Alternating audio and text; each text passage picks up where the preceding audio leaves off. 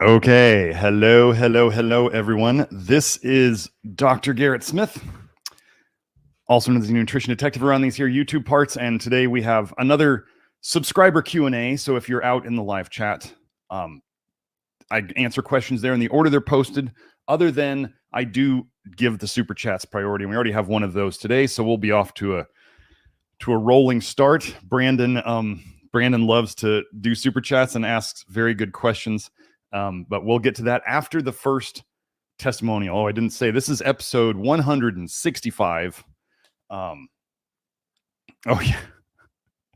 Joe's asking, we had a little problem with the sound syncing up in the stream, my voice to my lip movements. So that was a weird thing. So if anybody notices that's weird, well, I don't know if we're going to be able to fix it now because we're live.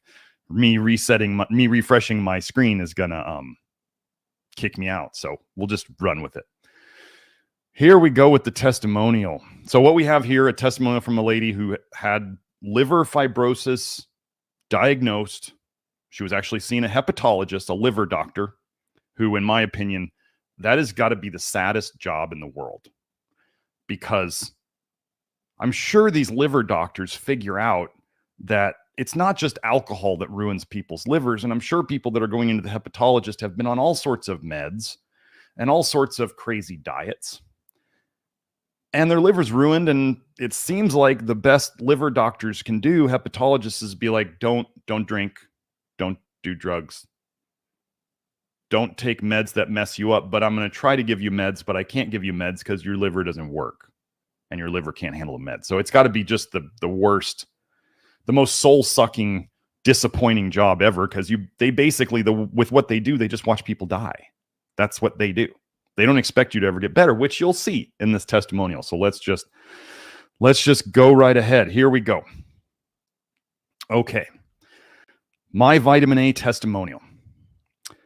I should start by saying that I'm 57 years old, 5'8", and no more than 160 pounds. I have been married 33 years and have had 4 children with numerous early miscarriages.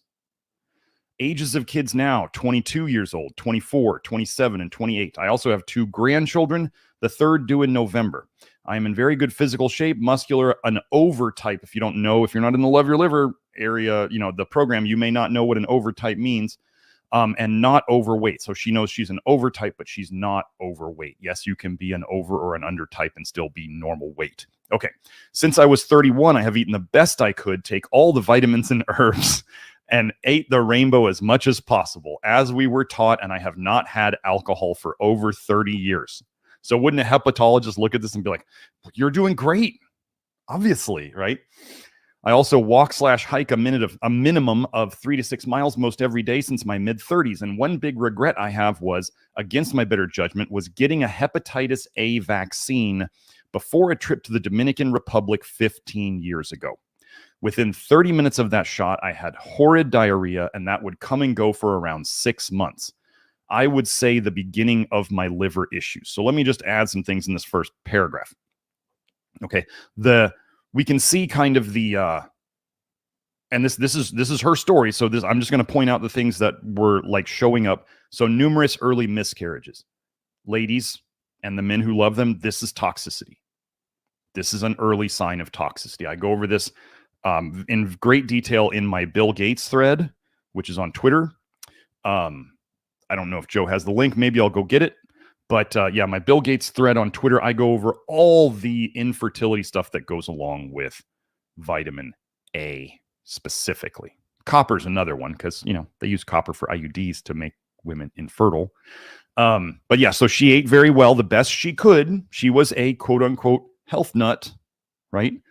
Vitamins, herbs, ate the rainbow, brightly colored fruits and vegetables, right? Probably made sure to eat the skin, because that's the healthiest part with all the vitamins.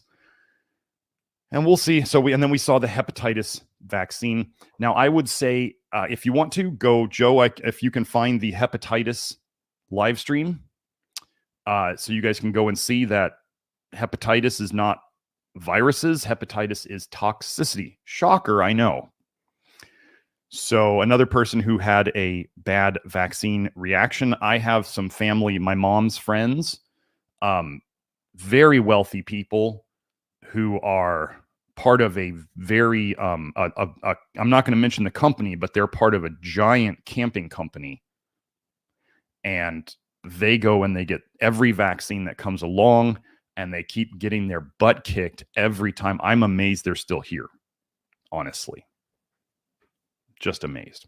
So, a little background of my family. In 1996, my mother was diagnosed with colon cancer. We were told it was terminal, and spoiler alert, it was. I grew up with my mom having all sorts of intestinal issues, extreme food allergies, and environmental allergies.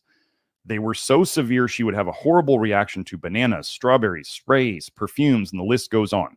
She was on an inhaler for her asthma, pill after pill for allergies, taking shots, lots of cortisone, and medications for reflux. She had a hiatal hernia, had gallbladder removal surgery, and more. We all wondered way back then if she was also a celiac, which I am most certain she was based on everything we know now.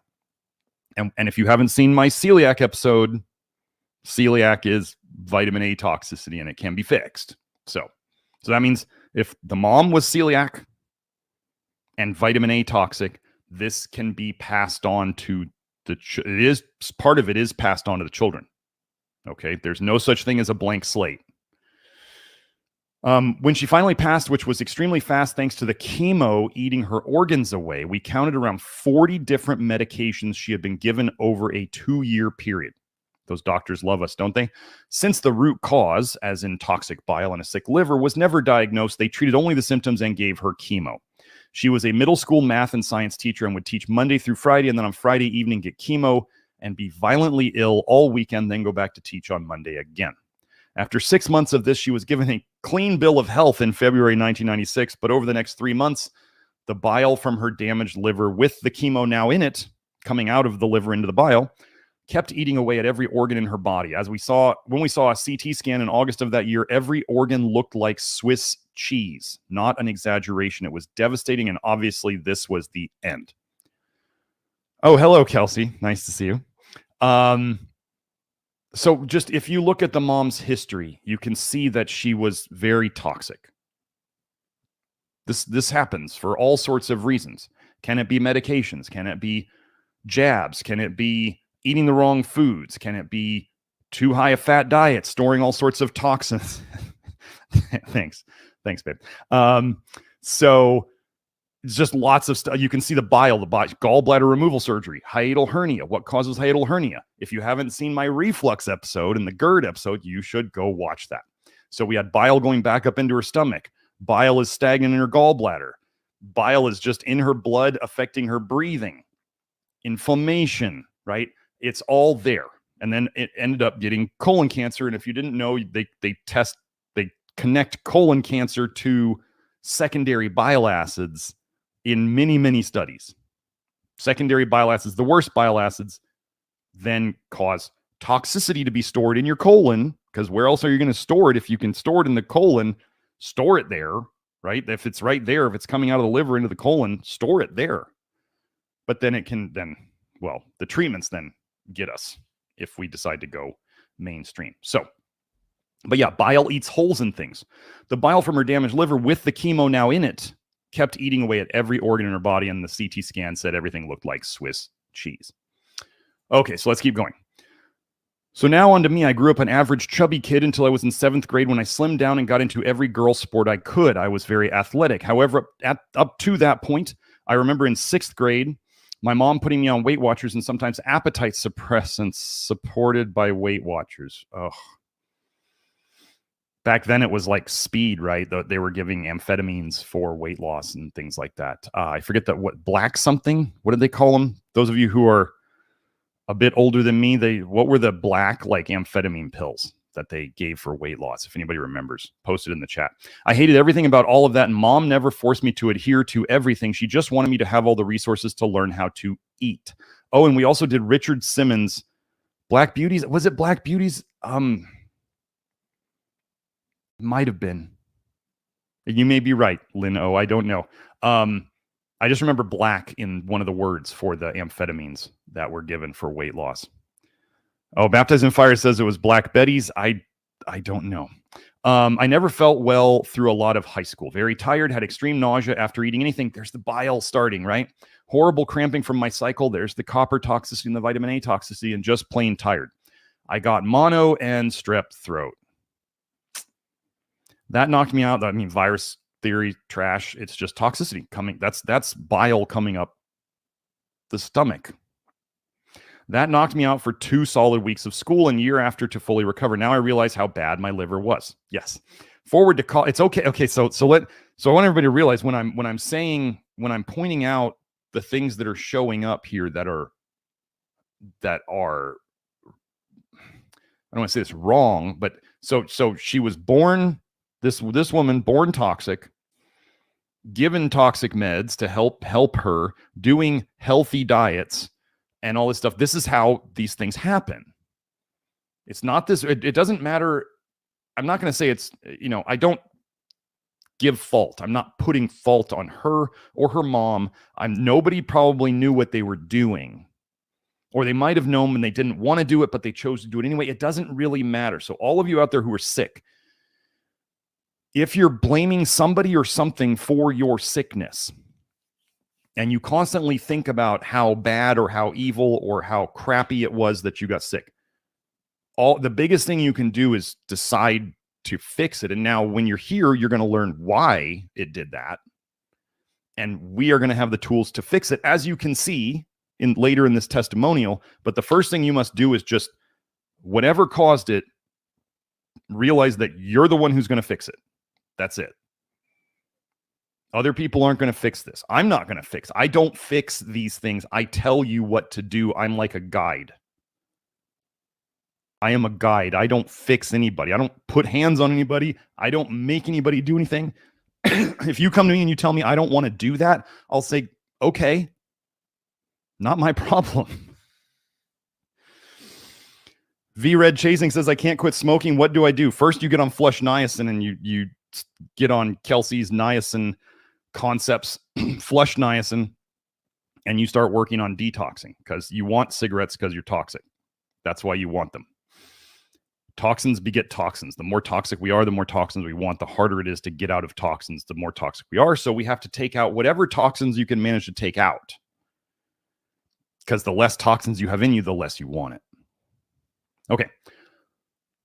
Where were we? Now I realize how bad my liver was. Oh, and let me just say, I'm not on the mono point here. I had what they thought was mono in the summer between junior high and high school. They couldn't figure out what was wrong with me. They thought it was valley fever. They thought it was mono. I had chest x-rays. I had all these things. They couldn't figure out why a 12 or 13-year-old was sleeping 14 hours a day, had middle back pain, and just was tired all day long. So these things, I was probably doing something in that summer that was not very good for me. Maybe that was when I did ketoconazole. I don't know. Anyway, forward to college. Wish I could redo those days with low vitamin A diet and no alcohol binging. Yes, all of us wish that back in our days. I was in the worst health of my life. Then I look back at some of the pictures and I'm so swollen and gained 30 pounds. It's so evident in my liver backing up and not working properly. So again, right, she's very toxic. Liver's bad. And she's saying she was having some binges on alcohol, right? Poison begets poison. The more toxic you are, the more toxins you want. This is how it works. And it happens to nearly all of us. We all pick our poisons. Over the years, after I had all of my kids, my body started breaking down. I had a prolapsed uterus and had a partial hysterectomy when I was 39. And by 43, I started the crazy road of bioidentical hormones. I was on the cutting edge of when they started to use them. Since I still had my ovaries and I didn't need estrogen at that time, my suffering was eased by just taking testosterone, which my body barely made, to bring me back to the living. It helped with hot flashes, libido, and energy. However, I grew tired of the hormones only working temporarily, or works great at first and then dies down. Have you ever heard anybody talk about that pattern? I always was researching cutting edge, new natural and medical ways of treating hormone issues or any health issue that came my way. In the Love Your Liver program, members.nutritiondetective.com, I have read the info, listened to countless hours and hours of your podcasts and Love Your Liver information, attempting to retain the info. I have been experimenting with the minerals and low vitamin A diet since March 2024, and here is why. Over the years, with everything said above, I've had my issues and sought the help of a primary physician and also, at the same time, a naturopath MD. Not quite sure if she means a naturopathic MD, like NMD, which is a naturopath, is a naturopathic NMD is not an MD who got naturopathic training, just so you know. Like, I'm an NMD in Arizona. We're the only state that uses those 3 letters. I don't know why we're weird. It doesn't mean I'm an MD with like natural medicine training. I'm a naturopathic, licensed naturopathic physician. I have a medical license in Arizona. Okay. I have done countless IVs of hydrogen peroxide, oxidizer, ozone, oxidizer, and high-dose vitamin C, antioxidant. We don't use that unless we're trying to shut stuff down strongly, and others to help heal my off-and-on episodes of Epstein-Barr and Lyme's issues and high liver enzymes. While it definitely made me feel better with those issues, at the same time, I developed a sore throat that caused me to lose my voice for many months. I was devastated because I'm a singer and now could barely talk. Now I was told I had silent reflux with little coughing and had no idea this was such a huge deal. Again, it's bile going up into her throat. Fast forward, which I know she knows now. Fast forward to 2019. I had 2 rotator cuff surgeries. I totally retore, so I had the second one. 2 back surgeries, L4, L5 fusion. Then I reacted to sutures from that surgery, and one side fusion didn't take, so I had to have a replacement of one side fusion and hardware. So can you see that, like, connective tissue is failing in its integrity? The bones are failing in their integrity. Like, the whole thing is just, the system is breaking down because of toxic bile eating away at things. That's what it does. Okay. Chemical peels from retinoic acid, vitamin A toxicity. To this day, I feel fantastic and like I never had those surgeries and can walk and hike great again now. Okay, let me just say this. You do the low vitamin A program, you do the Love Your Liver program, whatever pain you have right now, whatever level your pain is at right now, after you detox enough, that pain will go down. Even if you have the same problem, even if the problem was never fixed, your pain tolerance will go up and your overall pain will go down. If you're out there and you've had this happen if you're in the chat or if you're commenting later and you want to talk about your pain levels on the program, go right ahead. So here we go. I barely take any meds or hydrocodone. Oh, she said, but all the meds for surgery were slowly killing my liver. I barely ever take meds or hydrocodone meds after surgery. I usually recover fast and with little pain. However, my liver and bile were still trying to signal to me. I then, in March 2023, was told I had developed a large benign ovarian cyst, toxicity storage, that was growing and needed to be removed. So that was done. After all of that, I was still in search of how to lower my bad liver enzymes and cholesterol. Well, we know here that liver enzymes, the way you want to think of liver enzymes is your liver is saying it's working harder than it wants to. Okay. So this is the interpretation of, as we get people better, as people are getting better and their symptoms are getting better and they're feeling better and their energy is better and their problems are going away, sometimes we might see their liver enzymes go up a little bit because their liver's detoxing and it's working harder. And then as it's fixed, then it goes down. If somebody's toxic and they have high liver enzymes, that's bad. Their liver's working harder. It's like your car is trying to drive against the emergency brake. Your car has to work harder, but you're burning stuff out. That's what we don't want. So seeing liver enzymes go up a little bit as we are actually seeing things fix is okay, as long as all the other symptoms are generally improving. As long as everything you see on the outside is generally improving, if the liver works a little harder during active detox periods where we're still real toxic and the liver's still fixing itself, yeah, it's going to be working harder. Like if you had to catch up at work, are you going to work harder? Yeah, you're going to be working harder for a while to catch up. Okay, this all makes sense, hopefully, to you. So in March 2024, I went down hard with a gallbladder attack and it was filled with stones. So lumps and bumps and cysts and tumors, it's all toxicity, okay? I ended up in the ER on a Tuesday and suffered until they removed it 3 days later. I left the hospital on Friday actually feeling fine. No meds needed, and I thought that was until pancreatitis hit me on the following Monday. I thought I could die from the pain. The docs did every test on me and my liver. It was terrifying because I was told all of the following after numerous MRIs, CT scans, liver tests, endoscopy, biopsy, and more. I was there. I was told I had a damaged liver, intrahepatic cholestasis. So liver, bile leaking directly from the liver into the bloodstream. Slow intestines, enlarged bile ducts, inflamed bile ducts. Basically everything almost word for word you talked about in your celiac podcast. And I mean everything. They were so worried about my liver, they even tested me for liver cancer. I look like someone who is super healthy, but I was not healthy. Thankfully, 4 days later, the pain subsided. I was released from the hospital and referred to a gastroenterologist for a possible liver biopsy. That appointment was scheduled for May, 2 months later. Okay, so let me just, as she said, so like, what would cause all this damage? Damaged liver.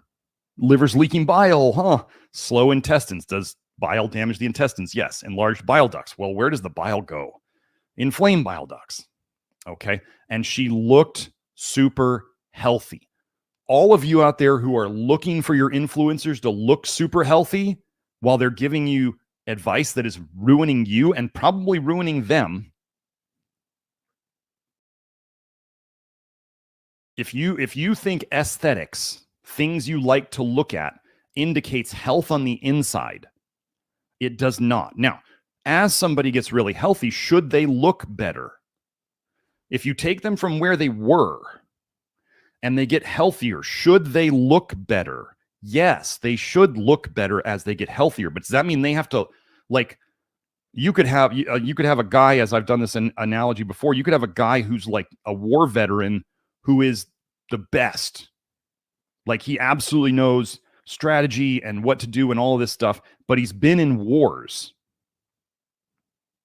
So he's been beat up and he learned things from when he probably almost died. So you may see him and he may be the best at his job later because of all that he's learned, but he may not walk right. Right? He may look beat up. But if you can take things from this. So the idea, like when people try to criticize my appearance because I don't look like the Greek god that they think I should. As someone just said in the chat at the very start, they said, wow, I was reviewing your videos and wow, you look so much better. Like, this is what we're after. We make people better looking than they were. Doesn't mean we're going to turn them into Greek gods. It means we make them better looking and more fit and healthier on the inside than they were before, which then eventually reflects on the outside. So, okay. After that hospital stay, 2 weeks later, my husband and I had a trip to Florida. I told my husband I am going to find some way to heal my liver.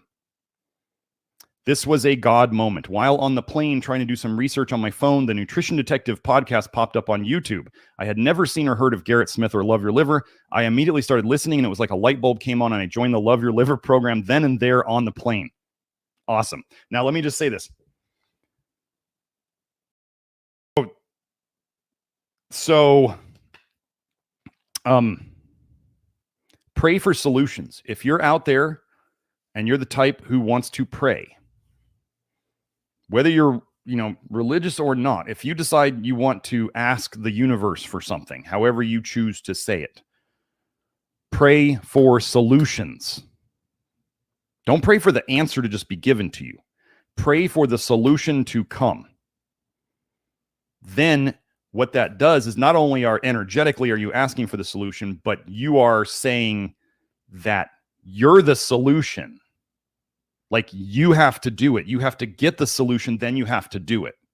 Never forget there's like the law of manifestation, but there's also the law of cause and effect, which means if you don't do the work, you don't get it. If you try to, the example I love that they gave me once is they said, if you try to win the lottery, if you're going to manifest winning the lottery, but you never buy a lottery ticket, how's that going to work? Right? Or as one guy said, if you insist on manifesting more money, and he came around and he gave somebody another penny, he said, well, here you have a penny. I give you one more penny. You now have more money. Is that what you were really after? So anyway, pray for solutions. God helps those who help themselves. God helps those who help themselves. Pray for the solution to come so that you can then help yourself. Okay. Let's keep going. I started on low vitamin A diet that day, on the plane even. No, I learned something new each podcast. I'm always refining my food and supplements daily based on how I feel. bile dump, and sleep. The info you give on your podcast is worth every penny. I cannot thank you enough for all you share with us. This is now my way of living and eating from now on. Here we go. The best news is, as of June 2024, I had a fibro scan in place of a biopsy on my liver.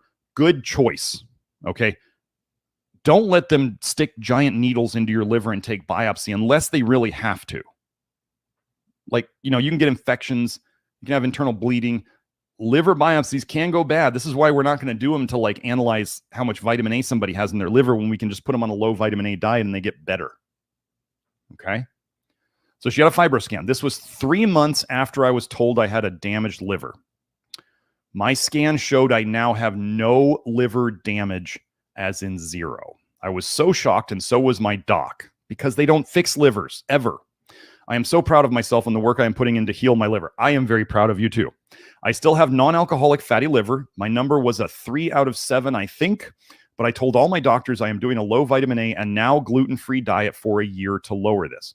My liver doc scheduled another fibro scan in 1 year, next June 2025, to see if my fatty liver decreases.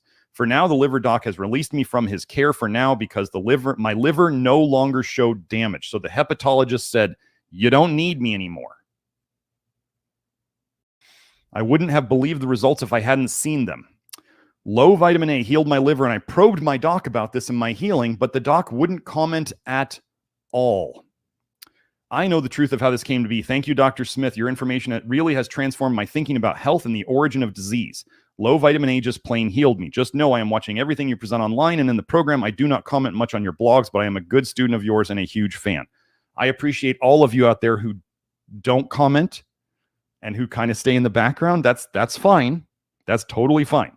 Just make sure if you ever see an opportunity to help somebody who's like on the verge of thinking about it, feel free to help them then. Like it's all good. We're all getting there. The testimonials are what we need, like this. So folks out there, if you don't know this, if you're in the Love Your Liver program and you want to write a testimonial, send it to Julie, admin@nutritiondetective.com. We do have some guidelines. They're in the Love Your Liver program in, I think, the articles that are like pinned at the top. I forget what they're called. They're either the welcome messages or the like important messages. They're at the top of the home area. So, but you can get a discount on supplements if you decide you want to write a testimonial and you do what we ask of you to do that the right way, the best way. Okay. So I have one question after listening to your celiac episode like 3 times. Could I have a silent/non-reactive celiac sensitivity? I have never reacted outwardly to gluten, to my knowledge, but I have every liver issue you talked about on the celiac show. I'm going gluten-free now to see if my nerve and muscle twitching will stop in my legs. The only outward non-resolving issue I have. It has been severe since March 2020. The nerves and muscles never stop twitching or moving 24 hours a day. Have had every test known for this issue, and they say it's just restless leg. And no, I did not get the jab. Never. Taking 400 to 800 milligrams of mag oxide and use 2 pumps of your topical mag a day. 99 milligram potassium aspartate. We'll talk about that. 200 micrograms selenium, 250 micrograms molybdenum, 1,000 micrograms B12 off and on, 25 to 50 milligrams a day of zinc, 1,200 to 1,500 flush niacin daily. I have tried lactoferrin off and on. I just don't feel good or bad from it, so I don't use it. Tried 100 milligrams vitamin K. Not sure if it affects my sleep or not, so I usually don't take it. I also experiment with taurine off and on, depending upon how I feel or react to it. So the biggest thing I want to talk about here is this potassium. Okay. In the potassium articles, I may do a live stream on potassium sometime, but potassium is kind of, if you guys don't realize this, potassium is dangerous to give non-medical advice on, because people do stupid things with potassium. I'm not saying she's doing something stupid here. I'm saying people do stupid things with potassium because they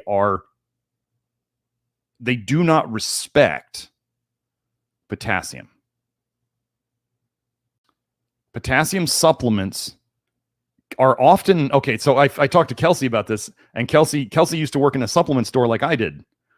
And Kelsey said there'd be the potassium chloride powder in there, and people would go home and take like whatever amount they took of it, and they'd come back and they'd be like, oh my gosh, this stuff messed with my heart. Oh my gosh. Because people OD potassium all the time. If they're doing supplements, then they're not ODing like dying. Okay, I want to tell you, like the lowest amount I saw somebody in a case study on PubMed with a potassium overdose was 10 grams of supplemental potassium. 10 grams. Do you know how much that is? Let me see. I think that's I think 2,500 in about a teaspoon. So that's 4 teaspoons. That's a tablespoon plus a teaspoon of potassium chloride powder. That's a lot. And if they did that the first time, yeah, it'll mess you up. So we have 2 issues here. One, I don't use potassium aspartate. Generally, it's not something that I tend to use. It's not something I've seen. I just haven't used it with people. I haven't really ever gotten into the aspartate minerals. Okay. So potassium aspartate, 99 milligrams. A banana is 500 milligrams of potassium. Some places say 400. Okay. 400 to 500 milligrams of potassium in a banana. The RDA from the Institute of Medicine for potassium is 4,700 milligrams of potassium. So that would be 9 bananas, maybe 10. Okay. 99 milligrams is the equivalent of 1 bite of a banana, basically. 1 big bite of a banana. And I jokingly will ask people when they come to me with this amount of potassium, I'll say, would you expect 1 bite of a banana to change your life, your symptoms, your health? And they say, they chuckle and they kind of nod and they go, no. And I go, correct. So we have 2 things here. Whenever there's neuropathy type symptoms, nerve and muscle twitching in the legs type, like this kind of stuff, first thing, I do think of potassium, especially at night. If it's going on at night, almost totally connected to potassium deficiency. So depending upon what this person's eating, bananas, I always tell people, like, if you do okay with bananas, if you know you do fine with bananas, and you want to test and see if potassium deficiency is part of your problem, eat like 3 or 4 of them over a day. That's like 1,500 to 2,000 milligrams of potassium. And since you're getting it from food, and it's kind of in if you want to call it like a time release in the banana, you got to digest it, right? You got to break it down and let it get into your system. It's not going to, I've never had anybody who like overdosed on banana potassium. There are people who are sensitive to potassium and they know it. They're like, any type of food that's got too much potassium in it, I don't do well in. Okay, then don't eat it. But if you can eat 1 or 2 bananas, then you should have no problem eating 3 or 4. And so if this person knew that there was a time of the day when they tended to get these symptoms worse than others, maybe right before you think it's going to come up, you have a banana then, or you have a banana once it starts and you see if it's going to help. You could do the same thing with coconut water. It takes a cup of coconut water to, a cup of organic coconut water to equal a banana, basically. The non-organic coconut water is not as full of potassium. You must know this. I want to tell you guys, anybody out there who tries to claim that organic is a scam, this is like the dumbest psyop I've ever seen, because I saw a certificate of analysis on, so I had to pick a rice flour for the capsules that we use. We had to put a filler in it because you can't not put a filler into capsules, folks. You can't give people a little bit of dust in a capsule, right? They'll send them back and they'll say, there's nothing in these pills. And you're like, no, there's 150 micrograms of stuff in there. You're just not recognizing that that's all that's in there. So anyway, so you got to put some kind of filler in. I got COAs from several rice flours, okay, that are used for this purpose. The difference in the amount of toxic metals between the highest one that was not organic and the lowest one, which was organic, there was a 10 times difference, like a whole decimal place of toxic metals difference between the 2 of them. Do not believe anyone out there who claims that organic is the same as non-organic. They are lying They just are, they're either a part of the problem or they just don't understand it. Okay. Just another psyop out there. So anyway, what I would say for this person, big things I would think of first, B6 toxicity. So if you're eating a lot of foods that are very high in B6, I would definitely look for the highest B6 foods in your diet. See if those foods are considered to be high in B6 and knock those out. Next, I would definitely try more potassium foods. And if you're going to supplement and you're doing a 99 milligram potassium pill, you could try, if I were in this situation, I would try going up by 1 pill a day total. So like day 1, 1 pill total. Day 2, 2 pill total. Day 3, 3 pill total. And go up and see if you feel better as you're going up. And yes, you could break them up into multiple doses. That would probably be better. Or you could do the big banana experiment. That sounded weird. So, yes, somebody can keep that, and you can use that later. The big banana experiment. Yeah, so 3 or 4 bananas in a day, and see if that helps.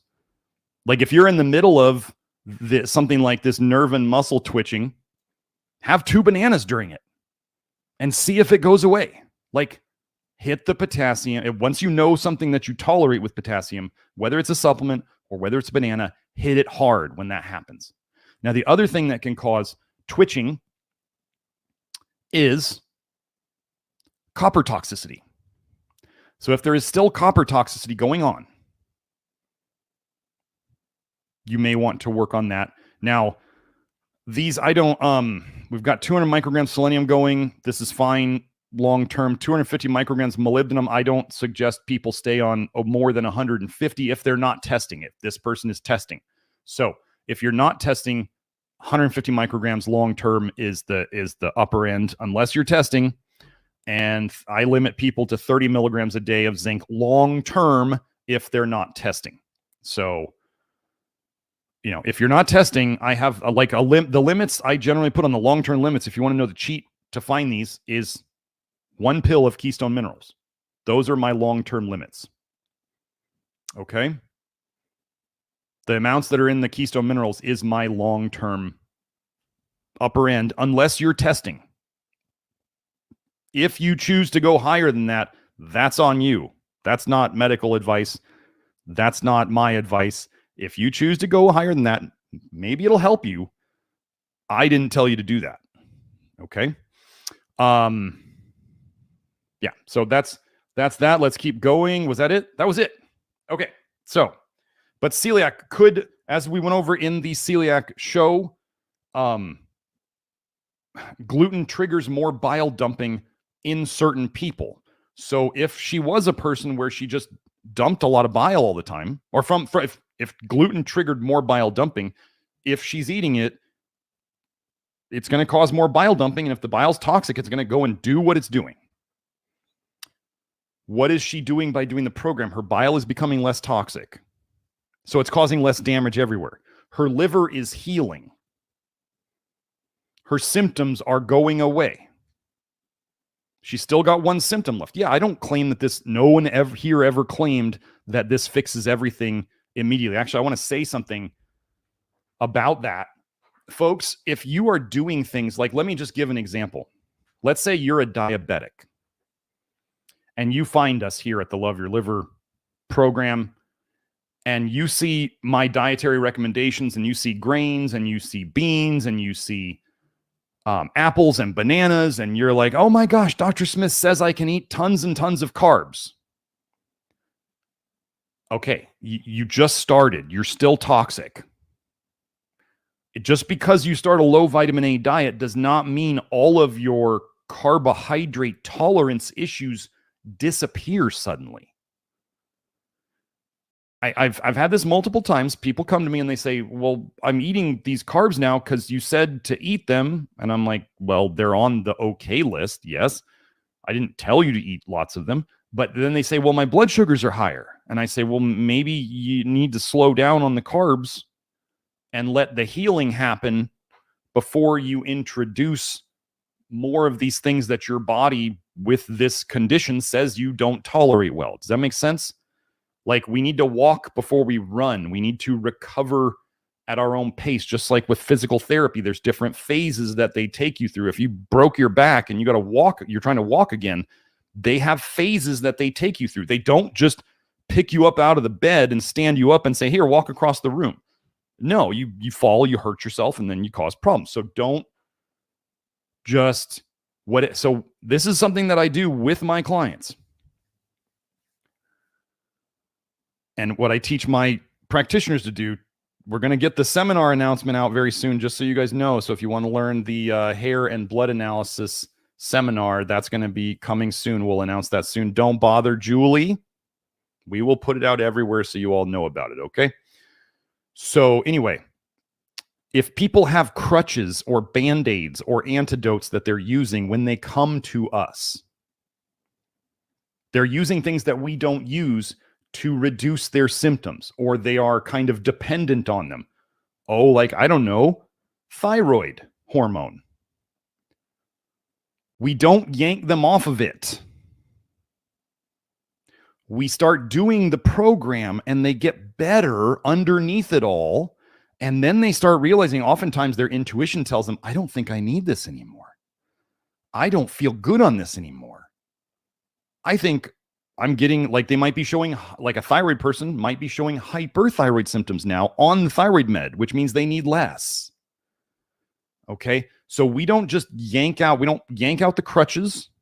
We don't steal away the antidotes.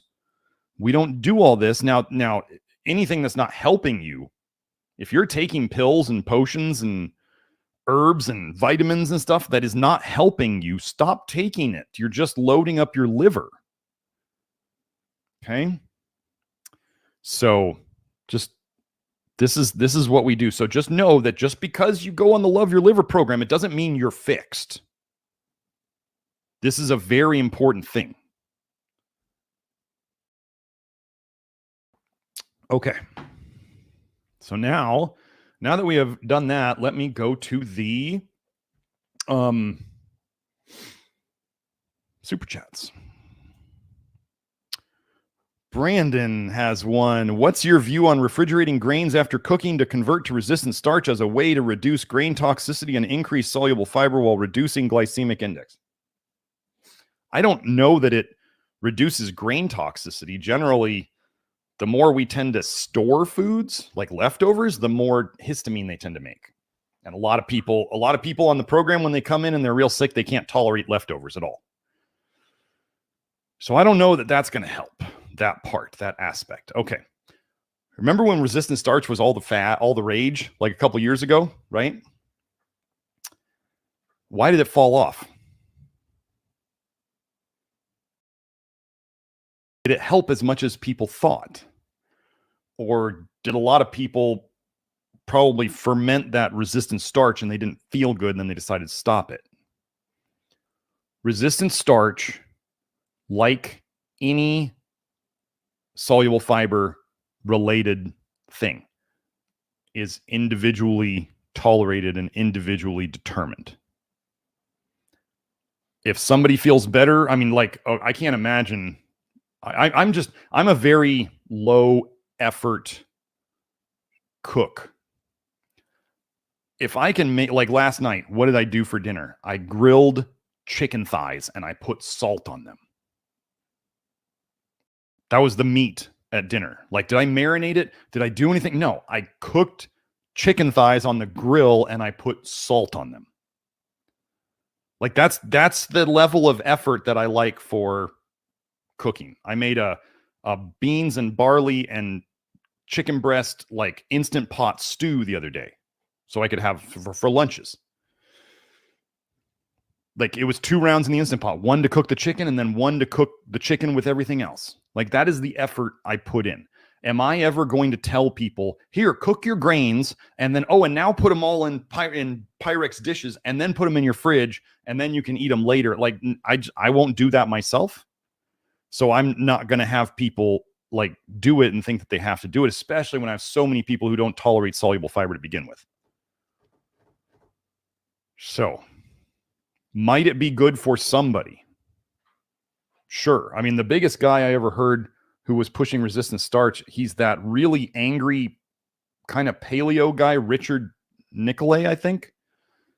He's really angry, and he hasn't seemed to get any less angry. He seemed to only gotten more angry, and he was doing some ungodly amount of resistant starch. I thought resistant starch was a big thing for a while, and I got some of that potato starch that was like high resistant starch potato starch. I felt like garbage on it. So do I do it? No. Am I going to try to get people to eat more resistant starch when, one, it's more prep, two, it made me not feel good? I'm not going to push it. If people want to try it, they can. So that's my answer on it. I think if resistant starch was the answer, it would still be around and people would still be pushing it, but it was a fad that seemed to disappear and die off because it didn't. It's like keto. How many ketos come back so many times? And low carb, and they come and they die, and they come and they die. Potentially, literally. So, yeah, if these things were great, like they'd be, why do they not sell potato starch pills? Right? If it's such a great supplement, why don't they sell it in pills? Why do you have to go and buy it from like strange places in giant bags when they could just repackage it and sell it to you in pills? So, yeah, I just don't. You can test it out, see how it goes. But remember the duration paradox too. So things may look good in short-term animal studies that don't work out so well in real life. But resistant starch is a unique beast on its own. I don't generally. Does it kind of function as soluble fiber? Sure. Is it different? Yeah. So it needs to be evaluated on its own. Okay. Oh, here it was. Here's the quote. LeBrad Pass said, going through Love Your Liver programs right now, watching old Rumble video. Damn, Doc, you look so much better. And he put a couple LOL emojis. This is the litmus test, right? Is it about taking somebody and making them look like a Greek god? Or is it about taking people who are not healthy and maybe they don't look healthy, or they look healthier, less healthy than they should, and helping them look better? I mean, the smart people understand which one is important. The dumb people are just like, oh, beautiful people, you know. So anyway. Okay. Good morning, Zendog. Zendog was saying that Black Oatster, called as in him, eats 4 out of 5 quarts of black oatmeal cold after storing in the fridge. Another benefit. Now, okay, 4 out of 5 quarts. What kind of period are we talking about here, Joe?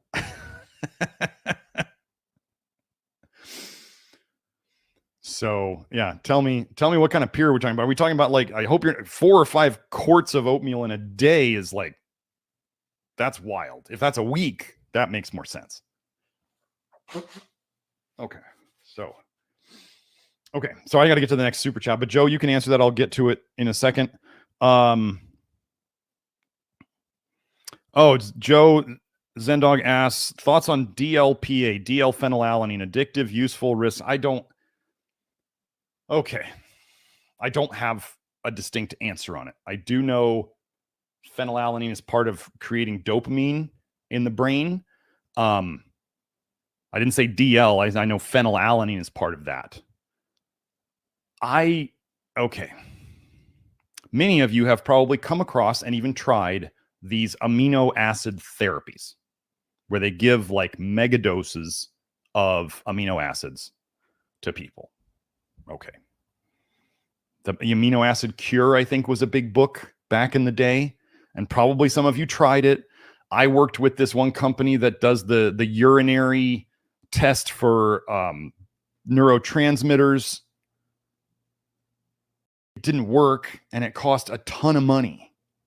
Like, most of these amino acid therapies are not that useful.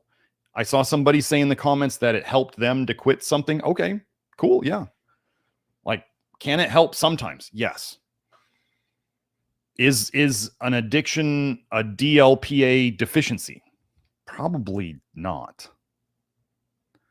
But can you antidote things, band-aid things, crutch things, bridge things with these compounds? Sure. If it was a dopamine issue and DLPA helps with dopamine, then yeah, it could help with that. So yeah, I'm not going to look up a bunch of stuff on DLPA right now in the midst of the live stream, because that would be just starting from total scratch. But yeah, it's one of those things where it's an amino acid therapy. It in my mind, it's more of a drug therapy than what we do. Like, it's more of attacking one problem and saying, we're going to do this one problem. I mean, I think I remember my ex-wife was recommended DLPA for her pain by somebody who thought they were a practitioner at one point, and it didn't do anything for her. So I've had mixed results with it. Okay. So let's see. Was there any other super chats? Oh, Rabina asks, what are your thoughts on topical castor oil? Oh, we get to go down this one again. Okay. It's always good to remind people. First, my thoughts on topical castor oil. And this is a rhetorical question because I know the answer is not out there in the science. What is castor oil doing? Like, legitimately, what is it doing?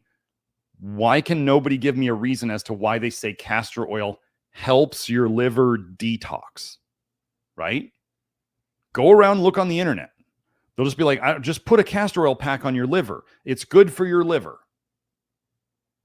Okay, I heard blueberries help you detox too, and then the actual research would tend to say that they slow detox down because of all the polyphenols. So I can show research on like blueberries slowing down detox.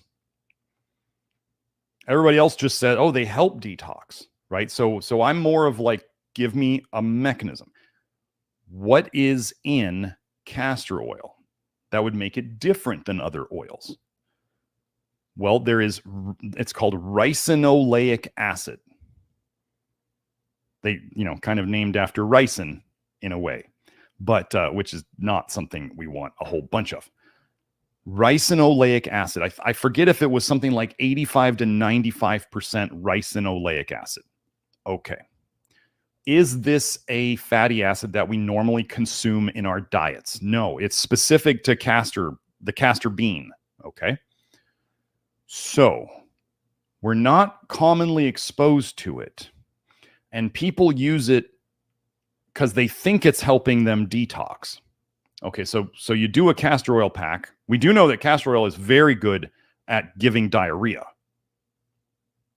Okay, it's very good at that. Midwives use it to induce contractions. Like, yeah. Castor oil, when you put it over the liver, first, do we absorb things through the skin, including fats? Yes. Okay.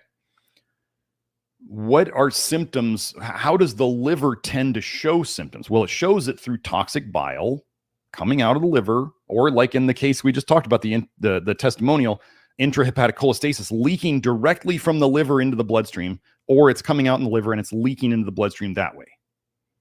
So toxic bile, right? What is bile good at helping you absorb? Fat. What does the liver store best in terms of toxins? Fat-soluble toxins. How do we store a fat-soluble toxin in the liver? We bind it to fat. Bile and fats and fat-soluble toxins are all like this. They love each other. Okay? So let's just say you had toxins leaking directly out of your liver into the bloodstream, or you had bile coming out of your liver, leaking into your system, other places. What would be, if we were trying to catch that toxic bile coming out of your liver, as soon as it left your liver, where would we want to put the castor oil pack? Right over your liver.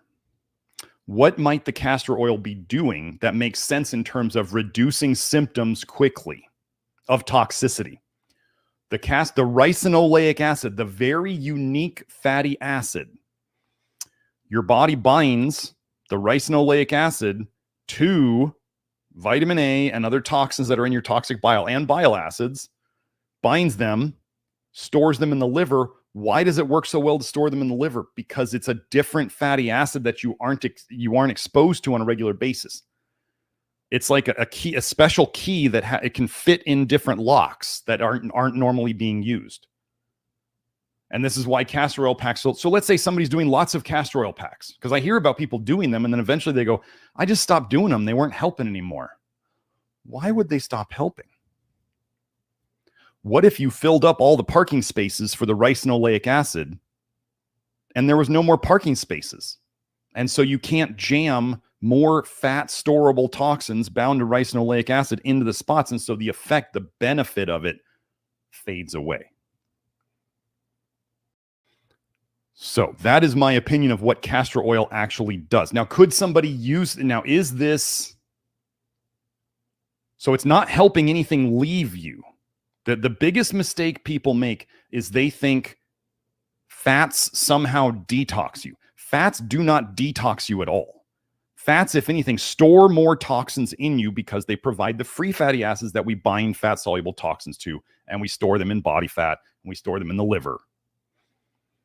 So fat doesn't detox you. Anybody who ever says fat detoxes you doesn't know what they're talking about, and you probably shouldn't listen to any of their other stuff.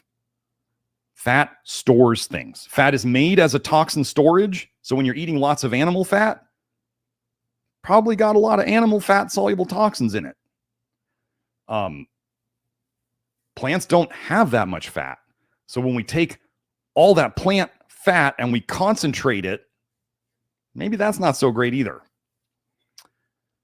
So that's the big thing with castor oil is, could it be used to calm something down? If you were leaking too much out into the system, could you do a castor oil pack and put those things back into the liver? Sure. Is that moving your detox further ahead? No, it's not moving. It's not the end of the world.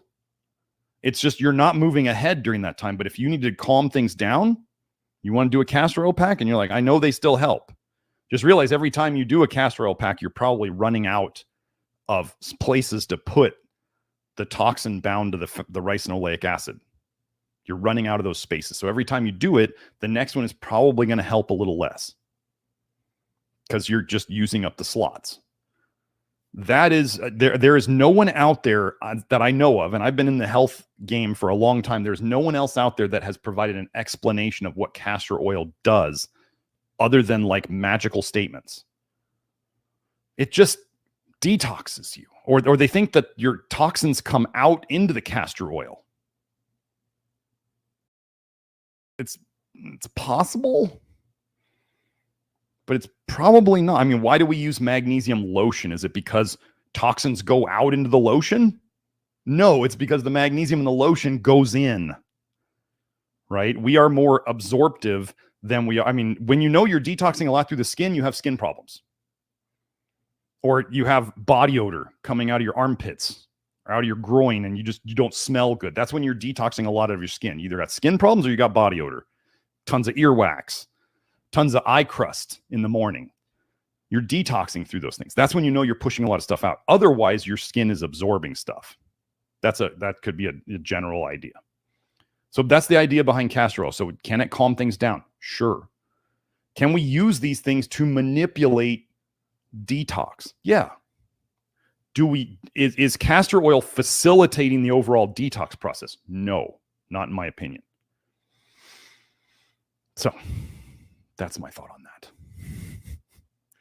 Okay. Let's see. Anna asks, do you have any experience with oral magnesium gluconate? No, not particularly, not with a lot of people. If you haven't seen my topical and transdermal magnesium episode yet, I would highly suggest watching it. Rabina, you are very welcome. Rabina, what about using castor oil with topical magnesium? You could try it. I just don't. Like, I would love it if we could make, okay, so folks, I would love it if we could make a magnesium lotion. Like, why did we make a magnesium lotion? Because magnesium oil, it is cheap. It's super cheap to make. Super cheap.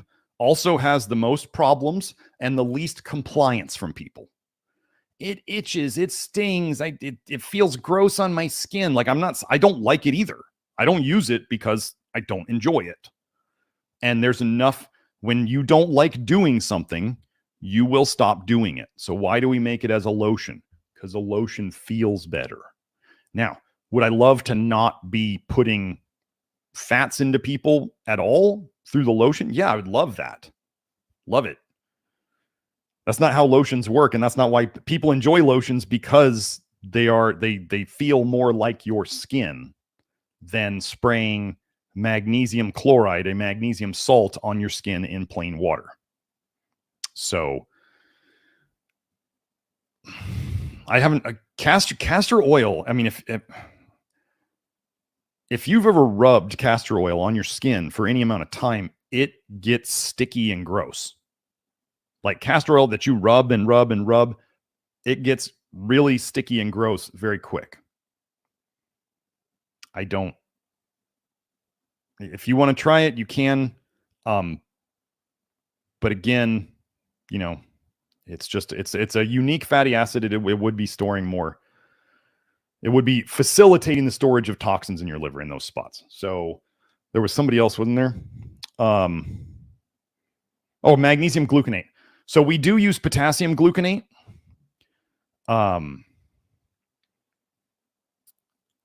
Any type of magnesium. So if you're talking about trying to use magnesium gluconate to help raise your systemic magnesium levels, oral magnesium you take by mouth, I don't care what pill or potion or liquid it's in, magnesium by mouth, the absorption of it sucks. It will not raise. I have people come to me. I had one guy come to me. He was on 3 separate magnesium supplements. He thought he was some health expert as he's starting his vegan triathlete experience. And I was like, he was not the type who was going to listen to me tell him this is probably a mistake. And I haven't heard much from him since on the internet, or he was big on the internet. I'm pretty sure he messed himself up, but he was on 3 separate magnesiums, the 3-8 and all these other ones. And I get his hair test and his magnesium sucks. And he was on like 8 pills of magnesium a day of the expensive stuff. Oral magnesium, generally for 95+% of people, sucks at raising your systemic magnesium levels. In my professional opinion and my experience in watching hair tests of people, both when they were on pills and on topical magnesium is 10 times as effective as pills. Some people are experimenting. Well, I don't want to go into that because that's a complicated discussion, but typically it's magnesium chloride, because magnesium chloride dissociates into the magnesium and the chloride ion very easily so that it can be absorbed even easier. But again, people, if you're out there, like we saw with the 1 potassium gluconate pill, that's like, you know, a drop in the bucket, and it's probably not going to change anything. If you're out there doing 1 or 2 sprays of mag oil, it's not enough. I'm not going through all of this again, but like if you're doing our magnesium lotion, we're looking at 2 pumps a day or more. If you're doing magnesium oil, the normal sprays you can buy, or the 1 cup of mag chloride flakes to 1 cup of water mixture that you can do at home, 20 sprays a day minimum if you want to fix your magnesium. And people will be like, oh my gosh, that's so much more than I'm doing. And I go, yeah, that's why you didn't feel the magnesium yet. You haven't been doing enough. So the normal spray, the little finger pump, you know, like the hairspray kind of finger pump, that's what I'm talking about. I'm not talking about like the trigger spray. Those you can, like 5 sprays a day, I think, with the big sprays was the equivalent. So that's that. But magnesium gluconate is nothing special. We're working on any magnesium you take by mouth can help you poop. Let me emphasize this, because last week I went over this and somebody was like, I didn't even realize that. If you take enough magnesium by mouth, you will poop. If you haven't pooped yet and you're taking magnesium by mouth and you want to poop, if you take enough magnesium by mouth, you will poop. There are better and worse ones for inducing pooping because of how well they are absorbed or how fast they're absorbed. So, but that still doesn't mean they raise your levels. I don't know why this is, but like mag oxide, terribly absorbed, very good at helping you poop. Okay, magnesium malate, better absorbed. You got to take a lot of it to poop. Magnesium glycinate's the same way. Do I see magnesium malate and magnesium glycinate typically raising magnesium levels? No, they don't work either. I don't know why. And just for everyone's education, the amount of magnesium in Keystone Minerals is not a supplement amount. Do not think you're on any kind of magnesium supplement when you take Keystone Minerals. Don't make that mistake. 4 milligrams of magnesium is not a magnesium supplement. That's what we used as a filler. Okay, so we didn't have to put in a filler we didn't like. We used magnesium malate, a couple of milligrams to fill out the capsule. That's it. Okay. Ooh, splashed myself a little bit. But yeah, that's my thought on magnesium gluconate. And you are very welcome. Sorry, I forgot to say thank you for all the super chats. I forgot to say thank you, Brandon, and thank you, Brandon, for 2 of those. Let me see. I got to say thank you for the other one. There's Brandon's. Oh, let me click the heart. Oh, it's so cute. There's your heart, Brandon. Oh, and Joe, sorry I couldn't answer your question better, Joe, about the DLP. I saw the discussion in the chat and I was like, oh man, everybody's getting into all this. And then, but yeah, just realize, like, if you're one of those people who's like, oh my gosh, I got on the 8 grams of glycine a day and I felt amazing. And you're like, sounds like a drug effect to me, right? Or it is changing your bile acid recipe because glycine can bind to bile. But why is your bile so toxic that you got to bind it all up with glycine? It is also said that, glycine is the counterpart to methionine, methionine being a sulfur amino acid that we kind of talked about last week. So for people who are eating too much sulfur in their diet, maybe that's why you benefit from the glycine, because you're trying to counter the sulfur. Anyway. But yes, thank you, Rabina, for the super chat. And then let me see. I got the next Brandon's next one. Just make sure. Okay, so here we go. Thoughts on low intensity exercise like slow push-ups, pull-ups, etc. throughout the day to more rapidly clear bile from circulation to accelerate metabolization via increase in blood flow.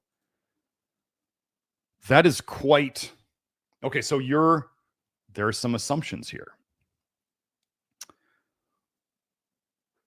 What would make you believe, Brandon, that exercise clears bile acids from the circulation?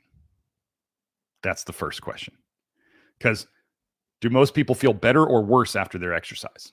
I mean, they might feel better soon after, but then later on, what we want. Let me tell you. Let me say what we want first. What we are after here first. I do not want you to feel significantly worse hours to the day after or the day after that after your exercise. If you are consistently feeling worse in the days following your exercise, you're probably doing too much, especially if you're really sick. If you are really sick and you are trying to exercise your way out of it, it's not going to work. Like we need movement. We need exercise. Don't get me wrong. I deal with, I love the exercise gurus who are like, everybody needs to exercise and do it harder and do it. And I'm like, no, you don't take a broken car and try to go race it. Like, that's not what we're trying to do here. That's not how you fix a broken car. After you fix parts of the car, you might take it out for a little drive to see how it's driving. Is it driving better? Cool, great. Let's go fix some more without overdoing it. Let's not create the same problem by hard driving it. And then let's fix it more. Oh, I can take it out and it drives a little better. I can give it a little more stress. Okay, let's take it back and keep fixing it. So you do need to move. I am going to be adding some exercise stuff to the program. Now, let me put it this way. The first thing for those of you who are really sick, like the first exercise you might be doing is trying to get, I don't know, 2,000 steps a day. And then maybe you try to get 5,000 a day. And then maybe you work up to 10,000 a day. And that might just be it. Like walking 10,000 steps a day would be a great thing. And many of you might look at that and go, oh my gosh, I tried to do that and it kicked my butt. Yeah, because your car is not fixed enough yet. So you don't get to do that, because if you exercise too hard, like especially my fibromyalgia people, you know this, you exercise too hard and you're laid up in bed for 3 or 4 days. Is that helping anything? No. That's causing more damage. So, key thing in your exercise, Brandon, this goes for what you're asking about here too. The easiest way to have a long-term exercise plan of whatever you choose to do. Do not make the pain face. You want to, as if you slip into like, you're making faces. If you're making the pain face during your workouts, why would your face help you lift? Think about that. What does putting a bunch of tension in your face do for you? Or is it showing that your system is trying to recruit all sorts of other stuff because you've kind of already gone over the easy limit or the moderate limit? Right? So a lot of effort. So there's people out there, some of you may realize this, who make faces in their warm-up sets.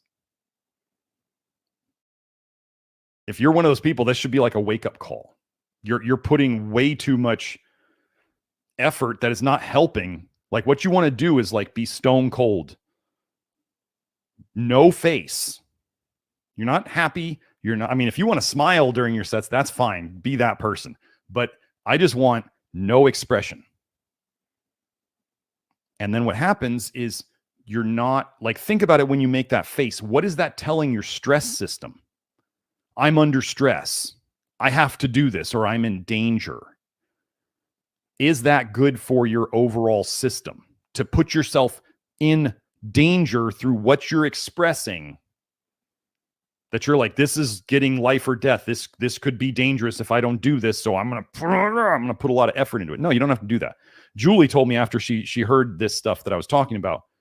She said her husband and her started doing that. Julie's my practice manager, and she said all of a sudden, her husband loved it. She loved it. She was like, exercise was like fun and not terrible.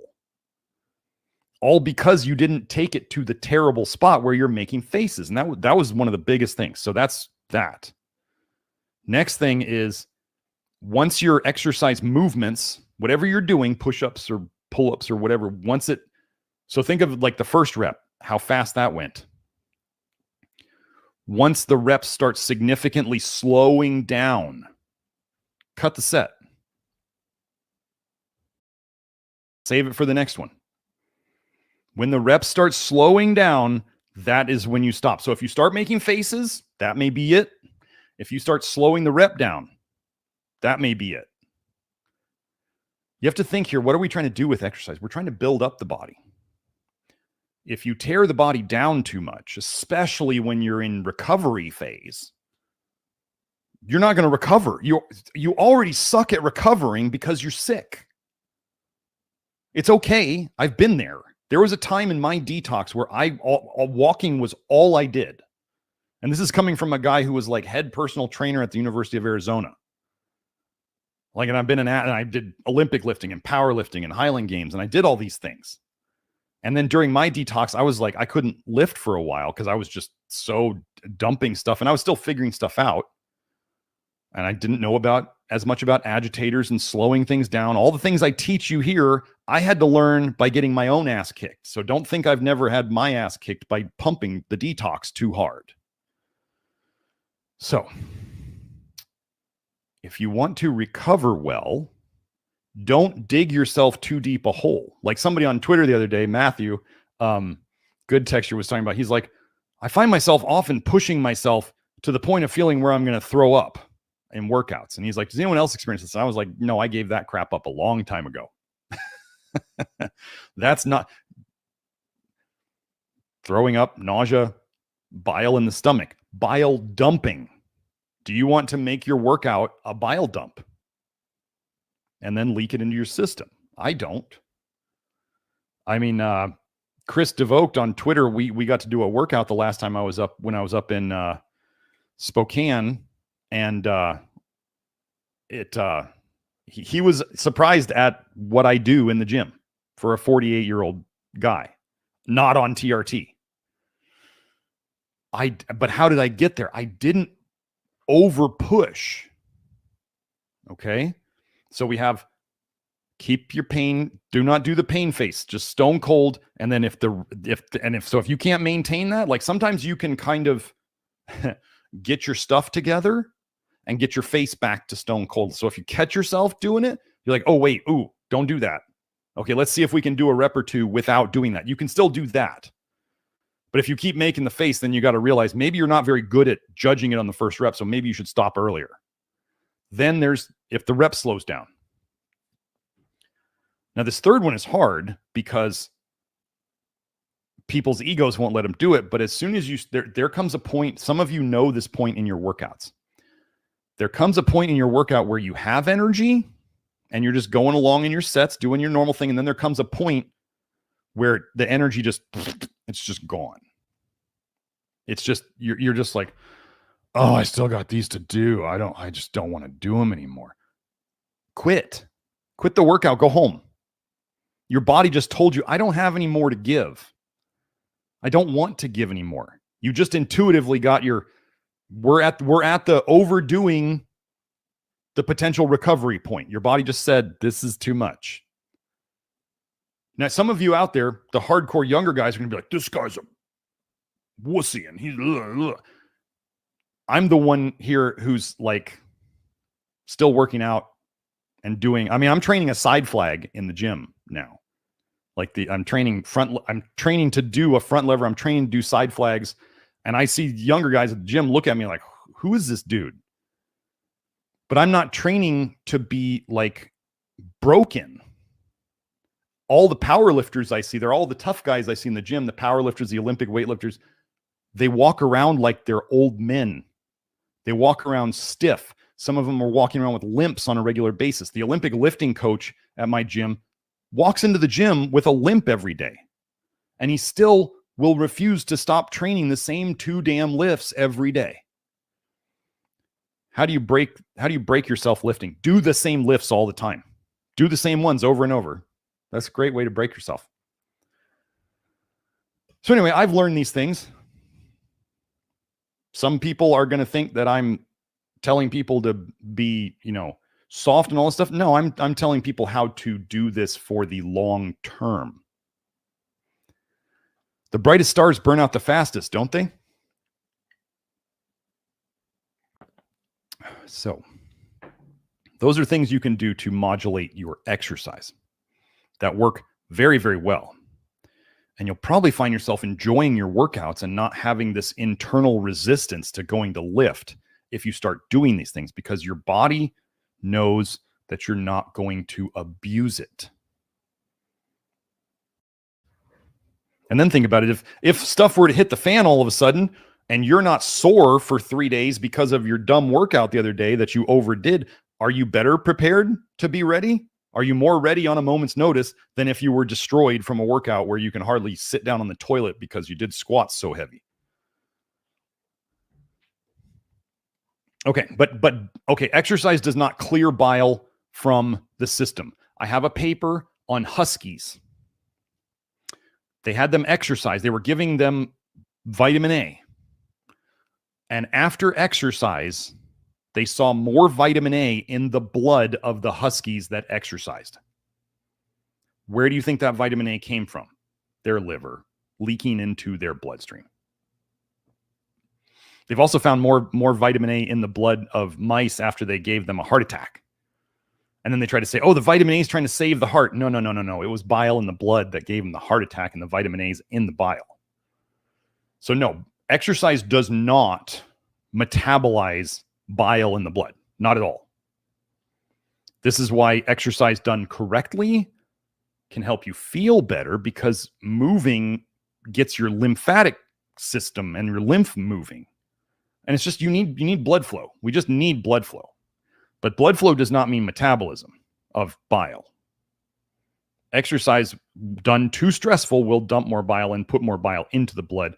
And this is why people often feel like crap after they exercise too hard. Now, on that note, it's kind of like the Pavel's, what did Pavel call it? The greasing the groove idea. If you're into Pavel Tsatsouline's work, the greasing the groove was like doing sets all throughout the day of an exercise you wanted to get better at, but keeping it below significant effort.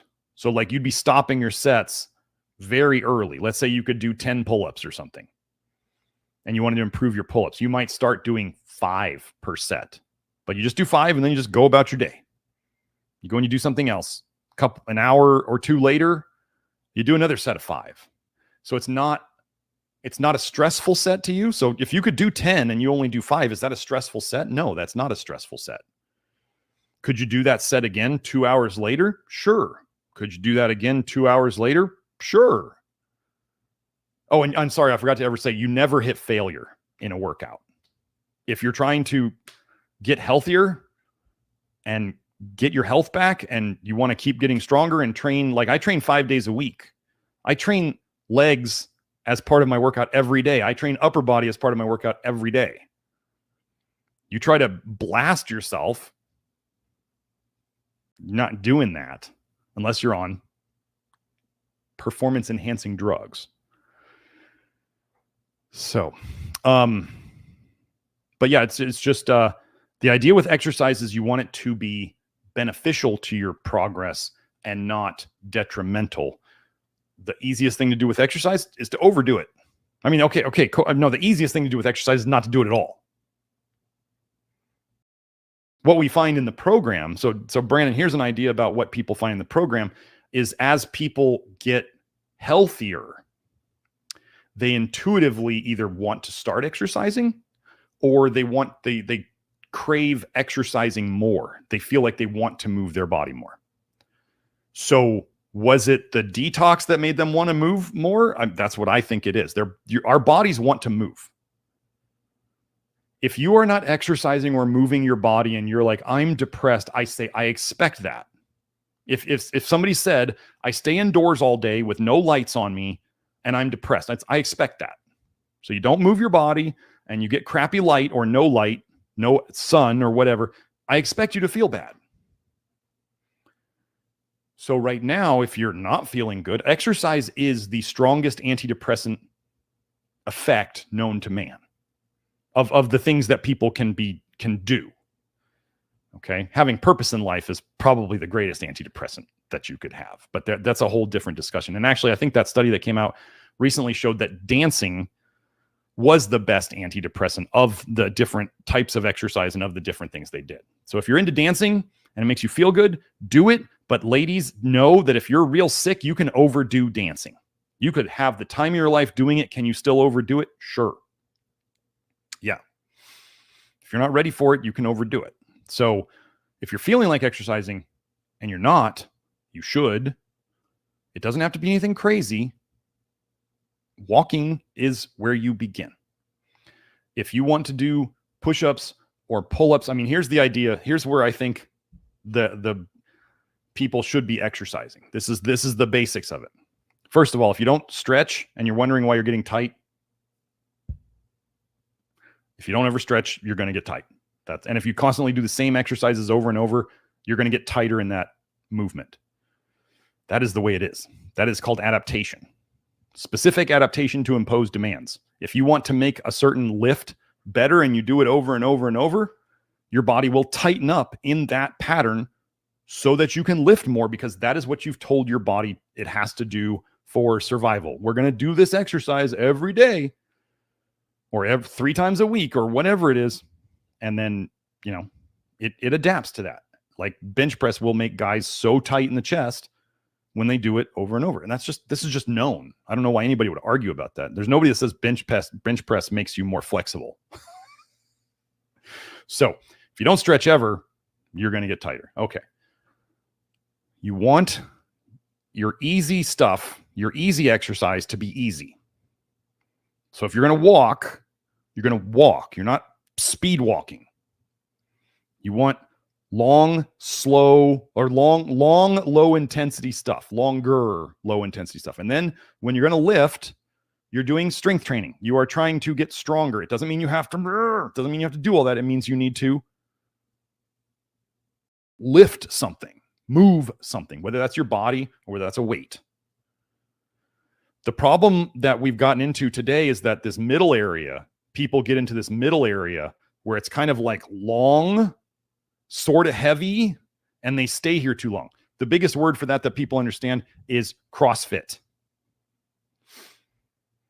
Please don't anyone tell me they know about CrossFit better than I do, because I helped co-found the very first CrossFit in Arizona in 2005. Please do not educate me on CrossFit. I went to supposedly one of the most memorable CrossFit certifications ever, where they had all of their subject matter experts all there together. Talk to Glassman. It's a shit show. It's an absolute shit show. But why do they break people? Why do chiropractors and physical therapists and orthopedic surgeons all love CrossFit? Because it's all in this middle stuff. It just breaks people. That's how you break. You don't quite do long, slow. You don't quite do heavy stuff. You stick around here in the middle. Wait, what's the Karate Kid saying? It's like, you walk on this side, you're okay. You walk on this side, walk in the middle, you squish just like grape, right? Isn't that the saying? Like, just don't be in the middle. The middle area sucks. Be over here and over here. That's the best. And then stretch some. My goodness. But yeah, if you're going to do a bunch of exercise through the day, sure. It better be low intensity enough that you can do it multiple times and not have any reps slow down, not be making any faces, that kind of stuff. That's what you could do. And is that good for you? Yes. Can you push it too hard? Sure. Are most people going to push it too hard to start? Yeah, you got to learn the ropes. That's how it goes. So Susan asks, why is magnesium deficiency so prevalent? Surely it can't be soil levels only. Detox using it up, protective. Or is detox using it up? Is it protective? Okay. Yes. Yes to most of all of those. Okay. What is the biggest antagonist of magnesium? That would be calcium. What does vitamin A do to calcium in the bloodstream? Vitamin A pulls calcium out of your bones into the bloodstream. Vitamin A overdoses result in hypercalcemia, where the body has lost control of calcium in the bloodstream.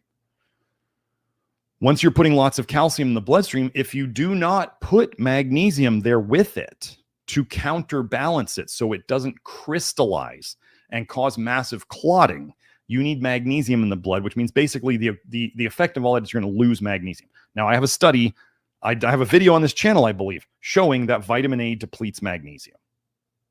Do we have a vitamin A toxicity epidemic? Yes. So would that, just that alone, lead to a magnesium deficiency epidemic? Yes. Vitamin D supplements.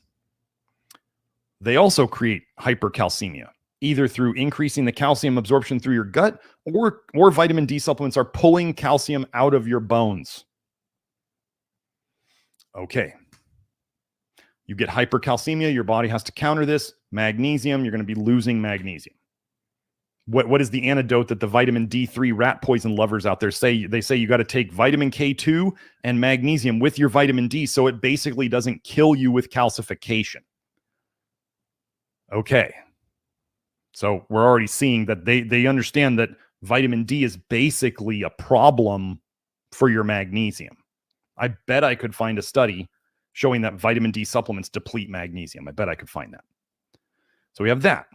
Calcium supplements and too much dairy. Well, dairy has vitamin A, vitamin D, and excessive amounts of calcium in it. Calcium supplements are just like don't do those. So we got those four things. That's pretty big. And I would bet that if there are certain deficiencies of the other minerals we tend to use, that would deplete magnesium further. So yeah. So are there causes out there for magnesium deficiency? Yes. And then the people who say, as I went over, I think I went over this in another video, my vitamin K2 video, where I talked about that. Or there was a video where I went over vitamin K2 and vitamin A, where I showed that vitamin A depletes vitamin K2. So you're depleting K2, which is what keeps calcium in its place. Vitamin D does the opposite of vitamin K. And then people say, oh, just take them together. And I go, wait, why? Why take the rat poison? We can fix those levels without you taking rat poison. And if you don't know that vitamin D is rat poison, go look up Tera D3, T-E-R-A D3, and D-Con. Look at the active ingredient. It will be vitamin D. The companies will make apologetics and they'll be like, oh, vitamin D doesn't affect humans like it does mice. Okay. How does vitamin D3 overdosed kill humans? You can look it up. Hypercalcemia. How does vitamin D3 in rat poison kill rats and mice? Hypercalcemia. We're so different. The poisons are so different. The derp voice is for you, Joe. That was for you. But yeah, so, and okay, soil levels, glyphosate. Glyphosate chelates minerals. So is glyphosate grabbing onto minerals in the soil and keeping it instead of letting it be in the plants? Yes. Do you think that if, let's say if magnesium was a little pricey to add to cattle feed, do you think that beef growers, beef farmers, whatever you want to call them, cattle farmers, do you think that they care that the cattle have enough magnesium for them to be healthy meat for you? Or do you think they care about just having enough magnesium to make it to the market? Minerals are, what they do with minerals is they just want the minimal amount of minerals because it's capitalism, right? I mean, I'm not against capitalism, but capitalism says they want to make the most profit on the least expense. Does capitalism say you have to care about your buyer's health? No, it doesn't care. They don't care. They just want to get a cow to market so they can make some money. So everybody's playing like the minimal game. Let's just give them enough to get it to market. Like to get fruits and vegetables to market, they just need to have something that comes to the market looking good enough. They don't care what's in it. No, there is nobody at the store who is bragging about the nutrient content of their foods other than the nutrients that we don't want. Nobody's in there bragging about the zinc content of their fruits and vegetables and meat. So that's what we got.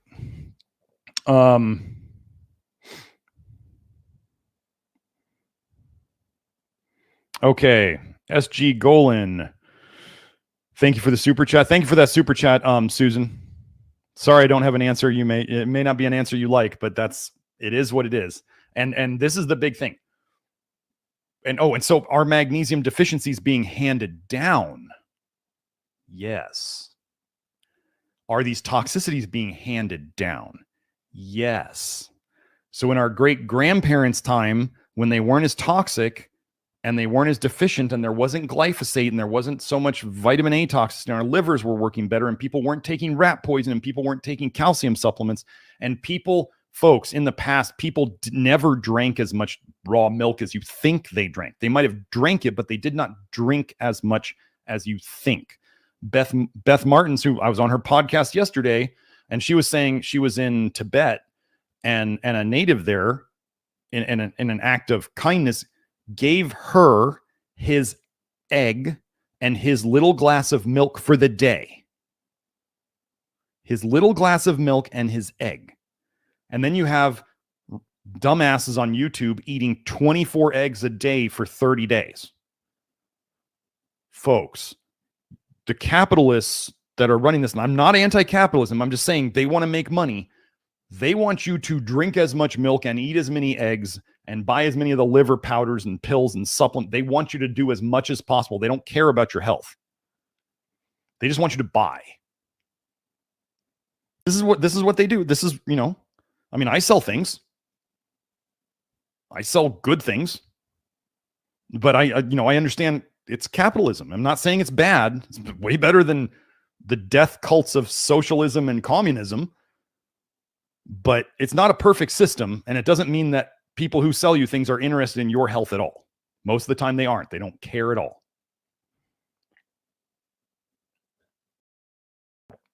So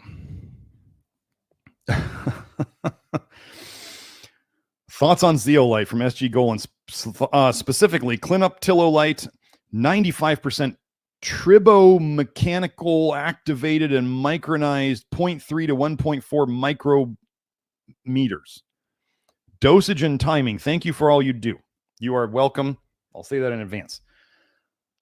Kelsey and I went on a trip recently when I went up to Idaho to visit her, and we went to the Big Bear zeolite mine, and we got zeolite, and we are going to be working on. Kelsey has her ways of processing it that help take out extra iron, toxic metals, free aluminum, and other things like that. I am working with my. So there will be probably several versions that we come out with. There will just be the raw clinoptilolite. There is no pure clinoptilolite as far as I know. It's not pure. Like, it's not 100%. And then we may come out with like a raw powder of it, and then Kelsey will do her cleaned version, which comes in a liquid. Now, I had a bunch of people, several people, 3 people, 4 people come back to my office hours last week. And because they heard me, as people do, so if you're out there about to do this and you come back and you want me to troubleshoot your mistake, I'm telling you the mistake you may be about to make. I'm very prudent and cautious with the information I put out. So if I say the word zeolite and then all of you go and buy a bunch of it, and then you start going and taking too much and not knowing what to do when you stir things up, and then you wonder, Dr. Smith, how do I fix this? And I go, I'm still figuring this out. This is why I didn't put it out yet. This is why I'm not selling it. This is why I don't have articles in the Love Your Liver about it, because I take my job very seriously. And one of the things a practitioner like myself, who is very ethical, first, I experiment on myself. Secondly, I also know that I can take generally larger things that are good for me than others. I'm not a sensitive person. And I also know that things that can help with detox can stir up toxicity. All 3 of the people who came to me who took zeolite last week caused themselves symptoms. And then they're wondering, how do I fix this? And I go, stop taking it for a bit and start with less next time. So am I going to be irresponsible here and flippant and throw out doses and say tribomechanical? I don't know what tribomechanical means. So am I going to be on here evaluating different brands of zeolite? No, I don't have time for that. And every zeolite, if you'll go out, first of all, if you're ever using clear zeolite, there's like no zeolite in it. You must understand that zeolite is not clear in water. It never will be. Go and ask those companies that make clear zeolite how much zeolite's in there. Ask them. It'll be in the micrograms, and the whole bottle will be in the micrograms. There's nothing in it because it's not clear. And yet the research that they all quote is from zeolite, that is the powder, that is the normal stuff. And they'll say they did magical stuff to it. But their research that they're quoting, they never did any of their own studies. They're just piggybacking on other research. Now, we have research showing that the zeolite that we got was the cleanest of 14 sources out there to begin with. So yeah, we take our job very seriously. And if and when I come out with zeolite, I mean, we did just buy 1,700 pounds of it. I'll get more into it as I need to. I'm checking out regulations and all of that stuff right now. But like, if there's words that are kind of like what seem like marketing words to me that I'm not going to take the time to go figure it out. Tribo mechanical activated. I don't know what the heck that means. Kelsey may, but yeah, I did. Do I think that any zeolite out there, are there bad zeolites? From what I've read, there are some. So zeolite is a blanket term.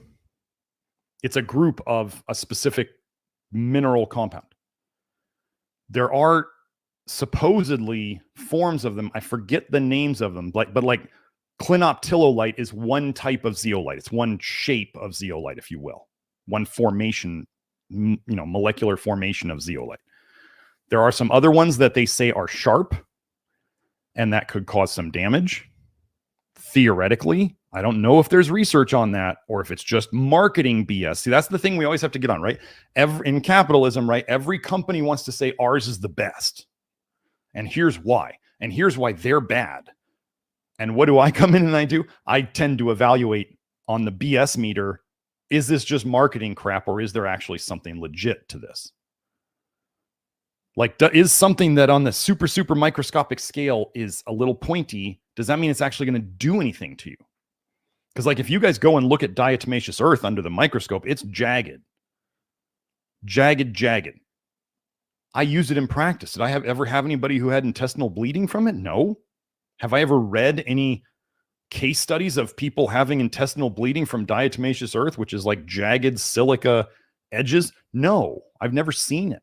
So is it just fear propaganda? Or, I mean, I don't think diatomaceous earth is worth taking, honestly, because I used it and it didn't do anything for people.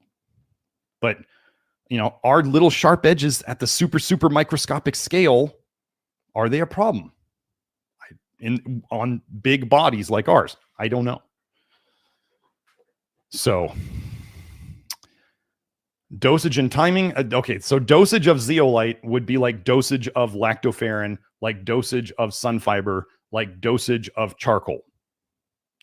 Absolutely, completely individualized, and you have to test it out and see what works for you.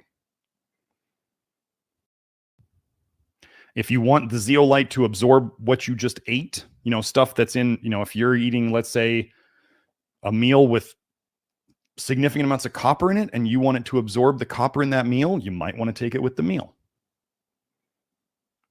Generally, we do supplements with food because we either want to improve the food's nutrition by adding minerals and other things to it, or we want to make the food less toxic.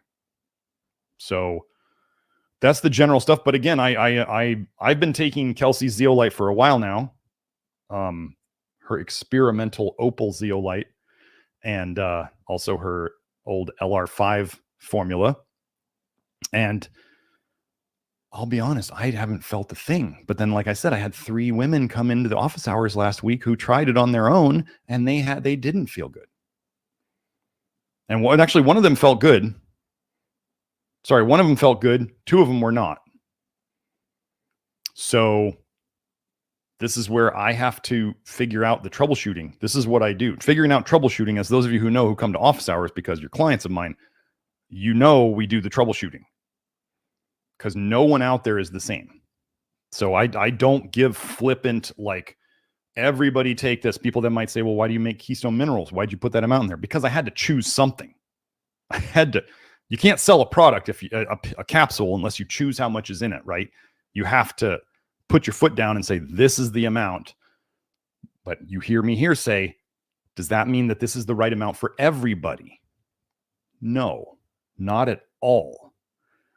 Some great advice I got from James Wilson, the guy who wrote the original book on adrenal fatigue, was he said, he had me, I was working for him, and he took me aside and he said, Garrett, if you can make a product that helps 80% of the people who take it, you've done a very, very good thing. And me being the perfectionist, like a lot of you out there, or if you're saying, well, what's the dose that everybody should take? It doesn't work that way. I said, well, what about those other 20%?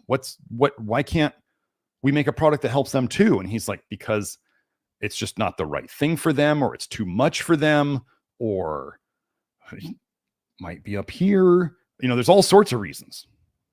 And I just kind of went, okay, well, I was like, 80% is pretty good. That's really good considering how different people are out there. So I took that to heart.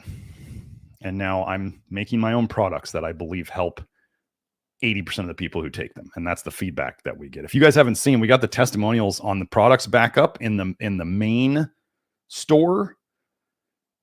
Or in the VIP. They may be on both stores. But anyway, you guys should check out the testimonials to the supplements. They're really, really good. So anyway, that's my answer to that one.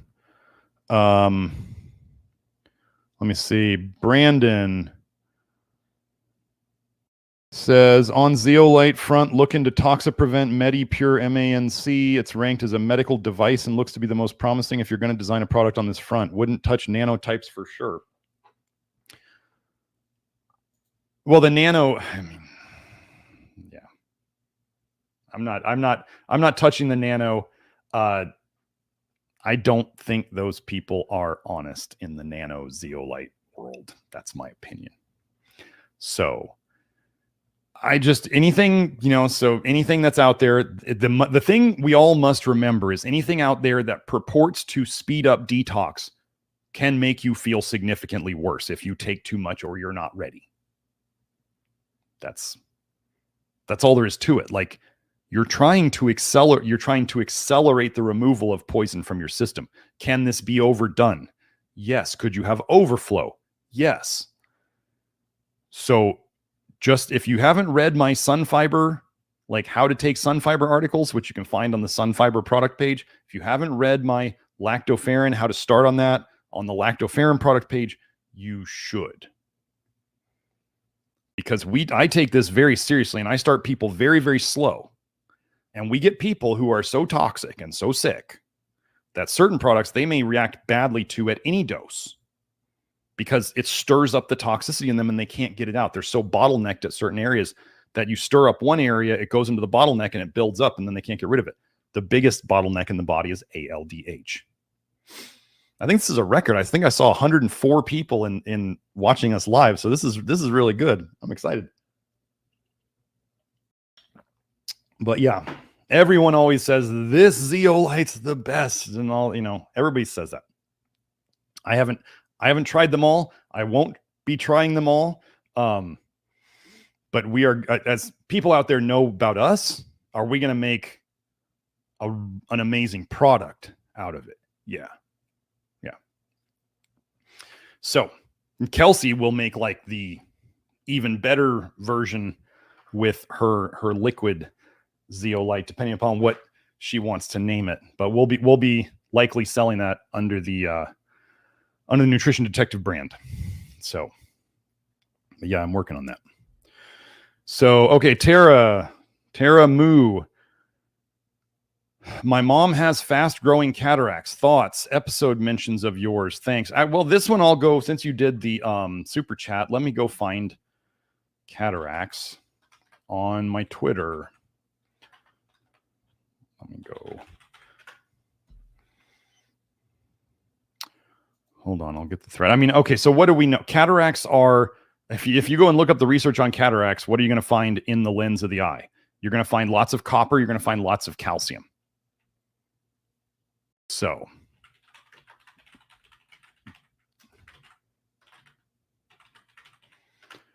in this, here it is, Joe, I'm going to switch to, let me get the link.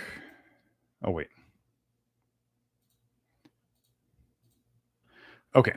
So I'll put the link in the chat. Okay. So are we showing it? Let me see. There we are. Okay. So this is just a thread I did on cataracts. This is a really amazing thread. I think I found out about this from Grant. This link, Grant Generu. So the CBC came out with a 5-minute segment on this area of China that has the highest rate of cataracts in the world. and they were giving them free surgeries for it. Okay. Highest number of cataract sufferers in the world. It's well in the tens of millions. Okay. And you could see this on the video. There was tons of liver spots. These people had liver or age spots all over them. They had bad skin. There's the saggy skin, the wrinkles and all this stuff.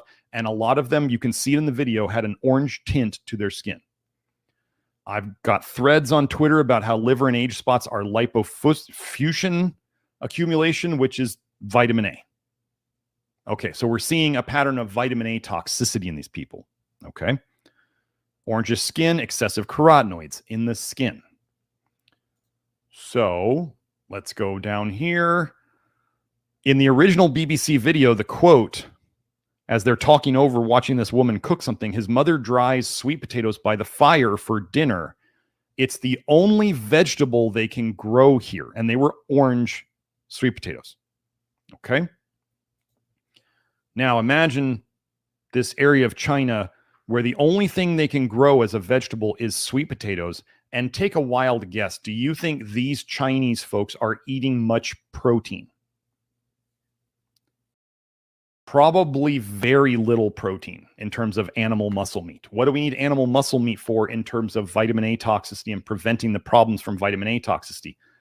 We need protein overall, and we need zinc to protect our eyes.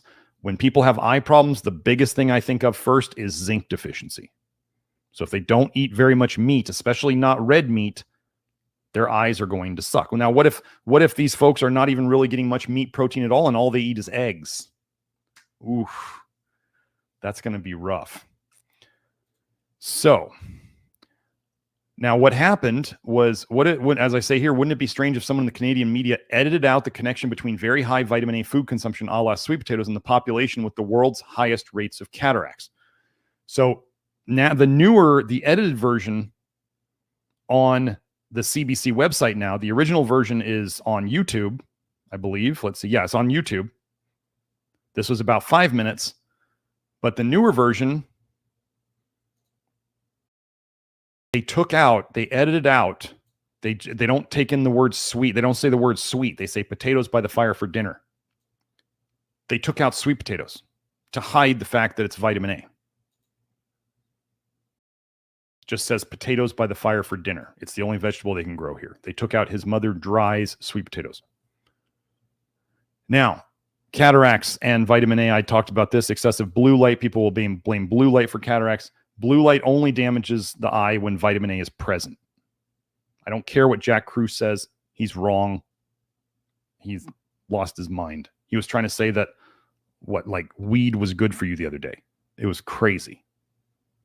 Insane that people listen to that guy. So, cataracts. So what will we do if we're talking about cataracts? Oh, wait. Sorry. I had the wrong, playing my own video in the background, I guess. So cataracts, what will we do with that? Now, okay, by the time these crystallizations, if you will, this clouding of the lens is happening, the lens in the eye is not known as a very high blood flow area, right? Or else there'd be blood vessels all running through it. And the older we get, especially if we've been eating toxic things and doing toxic things and damaging our liver and accumulating toxicity in our bile, and then that's leaking into the blood and going into the eyes and causing problems. The other thing is, the reality of it is, as we humans get older, we find it harder to make changes, right? We get stuck in our ways. So you get elderly women, let's say, and you try to tell them you need to completely revamp your diet. You need to change everything. You got to start taking these pills. You got to stop taking those pills. Start taking these ones.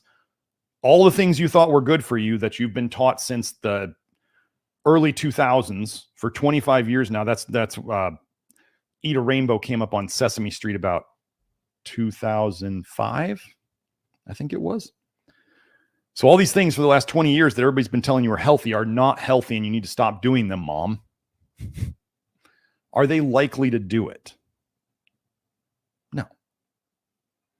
My family members, I have a family member who eats frozen meals all the time. And I look in the freezer the other day and they've got some of those like frozen crustless peanut butter and jelly sandwiches. I'm like, what? Frozen crustless peanut butter and jelly sandwiches. Like my family member eating trash. Like, so even when I'm around, I can't influence people that much. Your family is going to be the hardest to influence. But what will we do? Well, when we have eye problems, we look at, do they have a good protein intake? Do they have good zinc intake? Taurine might be something we use. They're going to need a heck of a lot of magnesium to decalcify the lens. They need to do the program and do it and get it done because, you know, they only have so much time left. And the fact that they're older. So what are the things that we tend to associate with it being more difficult? It's going to take longer to get better. Women, more so than men. The older somebody is, the longer the condition's been around, the more conditions the person has around, the intensity of the conditions. So if this has progressed a long way, then it's going to take a long way to get out just because we have these factors are very real. But there's not something special we do for cataracts. I mean, there might be, let's say somebody wanted to go outside and try to help with this issue. They might close their eyes and put their eyes in the direction of the sun. So they would never open their eyes to the sun, but they would have their eyes closed and look at the sun. That would be one way to get some light in there and oxidize some of the crap that's blocking it. And then if there was anything happening that didn't seem right or didn't feel right, then you back off on what you're doing. It's very simple. So, and if this person was very sensitive to light, which they probably are, because it sounds like they're fairly toxic, then they have to adjust around it and they need to get less toxic before they expose themselves to that, because it's the toxicity that's causing them to not feel good from it. So I wish I had, that's like, folks, when you come here and you say, do you have a protocol for this? And I'm like, the program. Do the testing. If you want my best work and my practitioner's best work, you do the testing and consultation and you get the office hours. If you don't want to do that, then you get the do-it-yourself Love Your Liver program and you work it. That's it. Like there may be things like when I see eye stuff, like so zinc. Should people be working on their zinc? Yes. Do people always work on their zinc? No. So if they don't do that, like I tell people, okay, so what am I saying here? You got eye problems, you probably got zinc stuff. Okay, so Tara says she's listening to you right now. Thank you for your time to answer. You're welcome. This is just, that's great. I'm glad. Yeah, we don't have protocols for specific things. I mean, let me give you an example of what my mom, I don't remember the condition what my mom had, but my mom had a condition where she was, it wasn't glaucoma, it was something else. But she said, the doctor wants to inject this stuff into my eye. And I was like, Mom, come on. Like so I wasn't doing all this stuff at the time, but I went to the doctor with her and I saw the eye scan and I forget the name of the diagnosis, but I got the name of the diagnosis. And what did I do? I went home and I researched to see if there was things that I could do natural that were related to this. And what did I find? But there was a paper on injecting, instead of whatever pharmaceutical they injected taurine into the eye. And it got rid of that problem. So I thought, well, we got time in between this and the next appointment. So why don't I give my mom some taurine? Give her a fairly, my mom's not that sensitive. Actually, I wish my mom gave me better feedback because she's not very good at giving me feedback as to what feels good and what doesn't. So I just thought, well, we're trying to save injecting pharmaceuticals into her eye. So we'll push the taurine pretty hard. I think I might have given her, so I'm saying I'm pushing it hard. Remember, you push hard, you can kick your own butt. But I think I gave her like 2 grams a day, 2,000 milligrams of taurine over the next 2 or 3 months. So the doctor, the ophthalmologist or whatever, they were like, well, we could do the injection today, or we could wait and see if it's gonna, if it's gonna change, or we can watch and wait. And I was like, talk to my mom in private. I was like, let's watch and wait. Let's go home and do some stuff. I'll figure out some stuff and we'll do it. So she did the taurine. We go back to the doctor the next time. He's like, well, we don't need to do anything today. And I'm like, wait. So can you go check in your records and see what it was the last time? And he did. And he said, okay, so I see that. And I said, how does that compare to this time? And he said, it's better. Like, we don't need to do the injection. I was like, okay. I'm sitting there inside, like gloating a little bit, going, cool. And my mom has not had that issue since. So taurine can help with eye stuff, but it's not guaranteed. It's taurine. If it helps, it helps. If it doesn't, if it makes you feel worse, stop taking it. And know that taurine, eventually you won't need it. Just like my mom now doesn't take taurine and the problem's not coming back. I tell people this constantly about things that conjugate bile acids, taurine or glycine, these things that help in the beginning. You're not going to need them if you do the right things to make your bile better. So when I hear eye stuff, it's like zinc, protein, maybe try a trial of taurine to see if it helps. And then we do all the other stuff in the Love Your Liver program as we would normally. So hope that helps. Okay. So we got SG Golan. No, Susan Stewart. I missed Susan's. Where was Susan's? Did I miss Susan? Oh, wait. Okay, we're going to cut off no more super chats after this. No more super chats. Don't, let me just add one more thing. Tara Moo, I'm going to guess that there is something in your mom's diet that is driving this. Like, there's probably some really high vitamin A foods, or some high vitamin A supplements, or some high vitamin A cosmetics, or rat poison D3. There's probably something that needs to be removed that is causing this fast growing thing. So I would look back to when this started and see if there was something maybe that was added around, in the weeks or the month around when it started. And that is the first thing you get rid of. So hopefully that helps. Here we are. Susan Stewart, thoughts on lutein, garbage. Zeaxanthin, garbage. Marigold bilberry for retinas, garbage. Such a popular recommendation even from ophthalmologists, garbage. Surely they have research. Surely they do. Surely. How is eye health going in this country?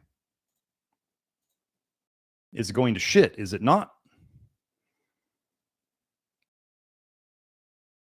I had a guy who took ungodly amounts of lutein. Like, the lutein gets stuck in your eye. It's stuck. It's hard to get it out. And as he was starting to do, his daughter was trying to help him, giving him all these supplements. And she's like, he has this bloated, hard belly. Like, he's skinny, but he's got this bloated, hard belly. And I'm like, I don't know if you know, but that's a really bad sign. Raging alcoholics in their late phases get skinny arms, skinny legs, big old hard belly. Like, that's like your liver's. Okay. He had taken so much lutein for his eyes that when we started detoxing him, and remember, Grant took lutein, and he said his vision turned yellow. Carotenoids, what color? Yellow, especially lutein. So lutein, when it comes out, it will start turning things, like your vision can turn yellow. And that's what this gentleman's did, just like Grant's. And they're like, what can we do? And I'm like, I don't know how to stop the detox. Like, you got to get this crap out of his eyes. She's like, his vision is fuzzy. And I'm just like, I didn't know how to tell this woman, like, you poisoned your dad. Like, you did.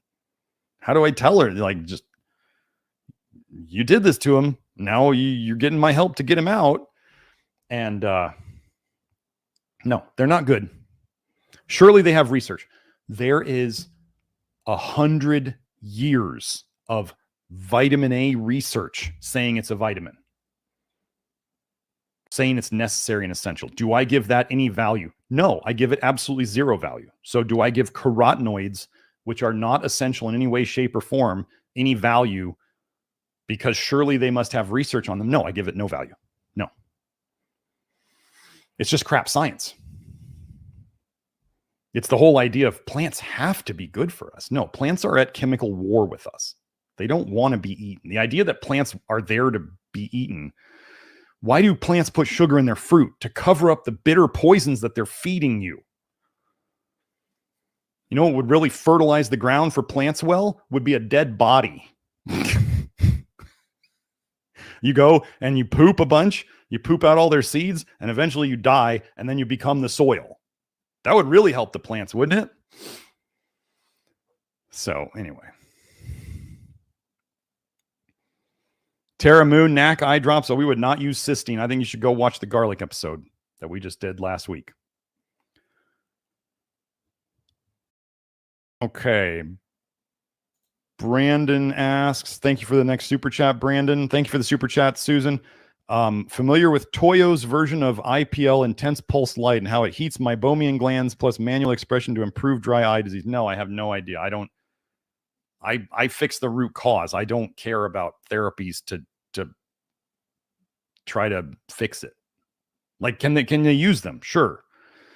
Wondering if it is maybe clearing vitamin A within the oil. Well, light does destroy an oxide. No, it doesn't destroy. Okay, let me clear that up. Light does not destroy vitamin A in your skin. It does not destroy carotenoids in the tissues. It oxidizes them, which means it moves them along the detox pathway. So they change into a different shape or like structure that oxidizes them. It changes their chemical structure in a way. If you could say structure or just chemical makeup, whatever you want to say. Could it be, I mean, heat oxidizes, heat speeds up chemical reactions. Detox is chemical reactions. So could heat and light and squeezing the goo out of there help? Yeah, you're getting rid of the actual fluid is detox, right? Heat is going to speed up chemical reactions in the area. Light is going to oxidize things in its own way. So yes, could that be helping detox locally in the area? That's a lot of, you're moving the crap out and you're oxidizing it and you're moving it along the detox pathway. Sure. Yeah.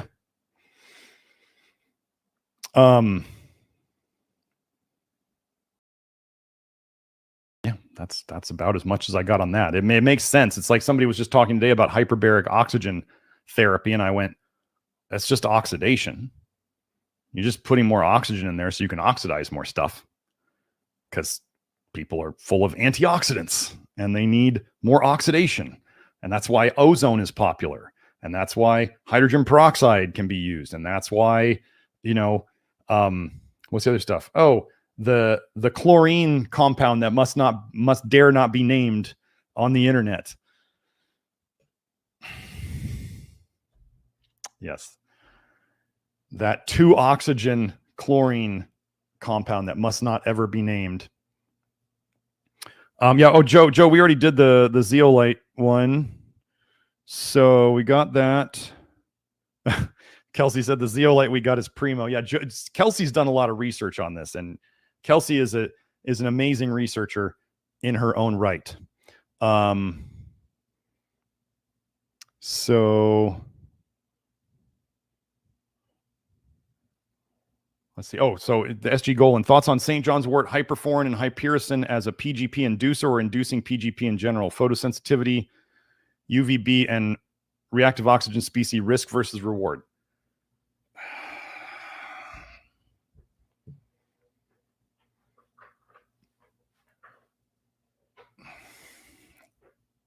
Kelsey likes St. John's wort. because of the PGP induction, I'm going to say that is it an herb? Yeah. Do I tend to trust herbs that if something induces a detox pathway, I tend to not, if it's from a plant, I tend to not trust it. That's me. So we differ on that. I took St. John's. Okay. One of my first major herbal medicine experiences was in college. So this is what, 26 years ago? I was probably not eating great. I was spending lots of, well, I did smoke my fair share of doobies in college. Like a lot of people did, right? Chef from South Park, right? There's a time and place for everything, children, and that's called college. So yeah, I did that. I was inside a lot of times. I had the black lights and the stupid posters with the black light. I was wearing black shirts all the time. I was not exercising. I was just being a stupid college stoner kid. Okay. And I realized at some point, I was like, I'm kind of depressed. I'm kind of like really depressed. Okay.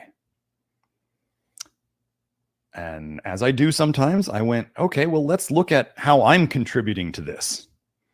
I thought maybe I'll start wearing a different color than black. And maybe I'll start getting outside into the sun more, and I'll start turning on the lights in my house more, and I'll stop smoking so much weed. And I got a St. John's wort and kava kava combination tincture. And I took it, and me doing all those things together pulled me out of that little hole I was in. It wasn't that bad, but it got me out. I'm not one to let things fester and get really, really bad. I just see things. I tend to see problems early and deal with them rather than letting them get really bad. So I did all the things I was supposed to do. I started eating better. I started getting outside and exercising, and I started, stopped putting the poisons in my body so much.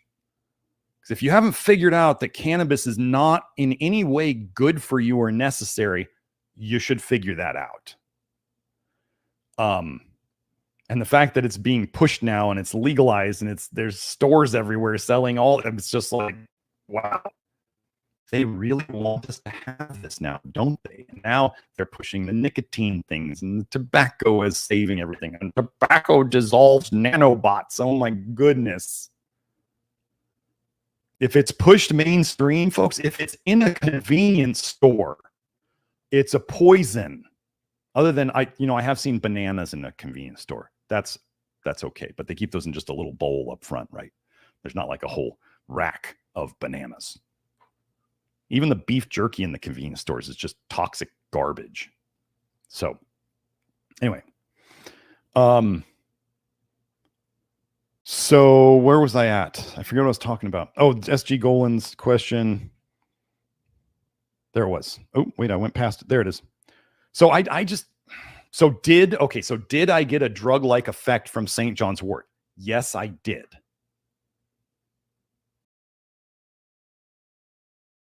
So do I tend to trust it in terms of it doing anything good? I tend to think that things that do PGP induction short-term are probably not so great long-term. And I personally would rather err on the side of not taking that risk with an herb and all the other things that are in that herb long-term. Then you're just not going to find me adding herbs to people's regimens for like one study on PGP induction from St. John's wort. I'm just not going to do it.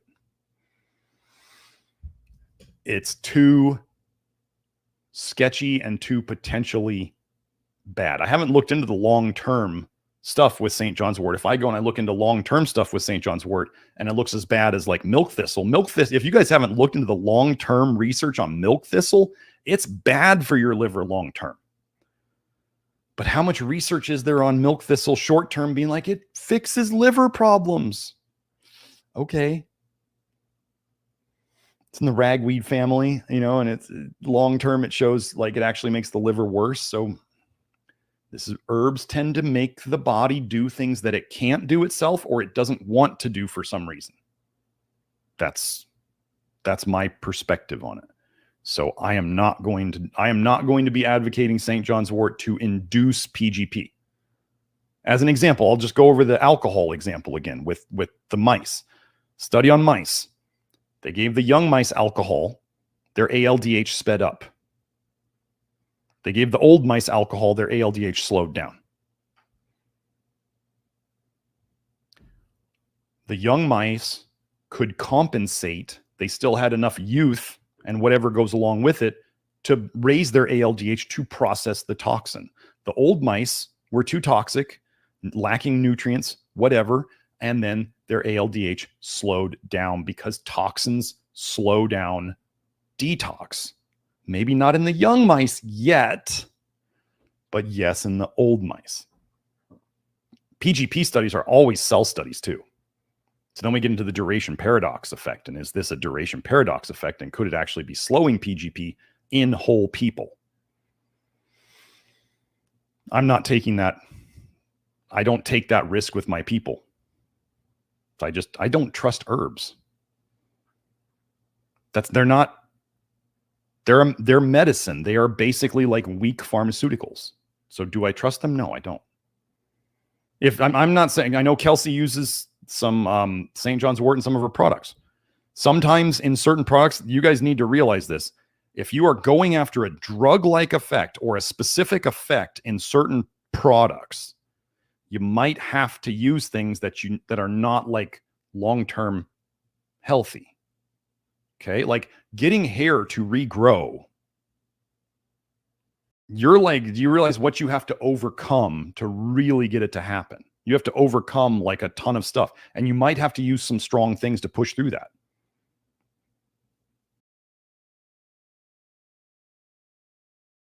What is going on? Are we back on? Okay. Wow. Holy crap. Video just disappeared. Wait, Joe, what's on? Hold on. Yeah, we're on. Okay, right? We're on. Anyway. Okay, so photosensitivity. So yes. Okay, this is the thing about St. John's wort, right? Photosensitivity. It makes you more sensitive to sunlight. That's not a good sign, in my opinion.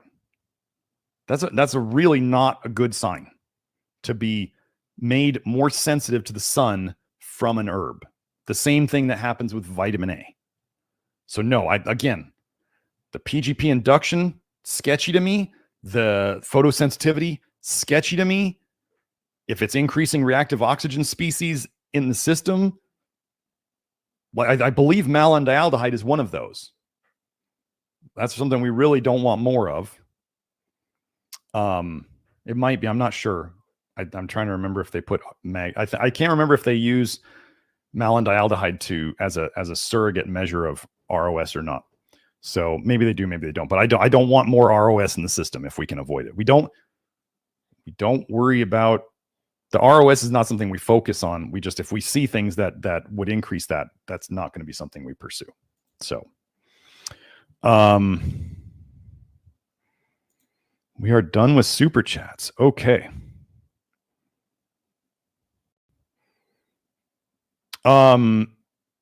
Someone asked about magnesium eye wash to decalcify the eye. I'm not. I mean, you just imagine people put on magnesium oil on their skin and they get tingling and itching, and sometimes they get even like a burning sensation. And just so you know, like eye drops, heavily regulated by the FDA. That's why they always have preservatives in them. Like even the saline eye drops, like what's going to grow in saline? What's going to grow there? It's salt water. But they still make them put a bunch of preservatives in there. So I'm not going to give, if you want to look up magnesium eye wash for that, what a person could do would be maybe not medical advice, but they might soak a towel in some diluted magnesium water and put it on their eyes. Like just lay the towel across and just put it on there. Not open eyes. If you want to do anything open eyes, you want to make magnesium eye drops, you're on your own. That's not my area. I'm not dealing with the hypertonicity, the isotonicity. I'm not dealing with that. I'm not calculating that. I'm always very hesitant of things that people can put in their eyes. Now, one thing that some people I've heard have tried is mixing a small bit of our lactoferrin with water, and you have to let it sit a little bit because it'll clump in the water. Everybody, anybody who's done this, it'll clump, but if you let it sit long enough, it'll dissolve. I've heard stories of people using lactoferrin, diluted lactoferrin in water in their eyes and liking it. If you ask me the amounts, I don't have amounts. It's a very small bit of lactoferrin in some very clean water. I mean, but if you think about it, it's really funny that they want eye drops to be sterile, right? But you can go swim in the ocean or a lake with all the fish crap in it, and your eyes don't get massively infected. You can open your eyes underwater and they don't get infected. I thought the biggest death blow to like germ theory should be swimming in lakes in the ocean, especially swimming in lakes. Why doesn't everybody just get sick after swimming in lakes? It's full of fish crap and algae, and stuff is growing in there. And if we were so sensitive to germs, and you're like ingesting lake water by just swimming in it, and it's getting into your eyes and it's getting into your nose, and it's like, where did germ theory go? And if you were to go and culture that water, there's all sorts of stuff growing in there. So anyway, germ theory is mostly garbage. So I think that's all I got. I got to get to my inner circle now. So, wow, 338 chats today. Thank you very much, everybody. And let me just get over here and see this. Oh wait, Susan wants a show on liver herbs. Surely there is research. Could go over that. I think I could try to do that. All the liver herbs, yes. All the things that are good for your liver, short term. Like, just remember, whenever they do a study and they do like the bile duct ligation, they cause cholestasis and they give something right away and they show it's beneficial, what is it probably doing? Okay, so they just tied off the bile duct. Like, so where the liver puts the bile out, they tied it off. So that means the bile, what they have the control group. So they do it to the control group. They're making the bile, it hits a wall, starts building up pressure, stagnating, dissolving stuff, causing all sorts of problems. And then they give them the magical herb or tudka or whatever, and they say, there's so much less damage in the system from the bile duct ligation. What do you think they did to the bile? What would be the way to solve a problem of bile backing up and backwashing and backflowing into the system? Just don't release the bile. Oh, we have a leak in the pipe here, Mr. Plumber. It keeps leaking. The plumber's like, turn off the water. That'll help. That'll fix it. Right? Isn't that what medicine does? If it's too hot, make it cold. If it's too cold, make it hot. If it's too warm, make it, if it's too dry, make it wet. If it's too wet, make it dry. If there's too much bile coming out and backing up into the system, what do? Just shut down the bile. That's what they do. And then they're going to kill the rats. So they're not going to see long-term what the herb does. Anyway, okay,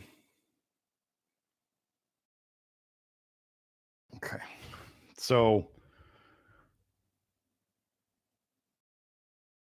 yeah, that's all we got today. Okay, I will see you all next week. Hope you enjoyed this. Bila Rahman asked about joining the Inner Circle. That's inside the program. I think look in one of those those rows of the articles, like the intro articles or I forget what there's like welcome articles or whatever. They're just like a string of pinned articles. So just look at those. Okay. So anyway, hope you all enjoyed it. We'll see you next week. I'll figure out a new topic and we have, the magnesium lotion will be back very soon. Don't email Julie. And I'm going to tell her today that I said the magnesium lotion will be back very soon. And I said to not email her. So I will tell her to remind you, if you email her about it, to tell you that I said not to email. So please listen. We will tell all of you as soon as it's for sale. And I'm telling you, for those of you who are chomping at the bit to have it back again, it will be back very soon. Okay? So, have a great day. Have a great week. I'll talk to you later. Bye now.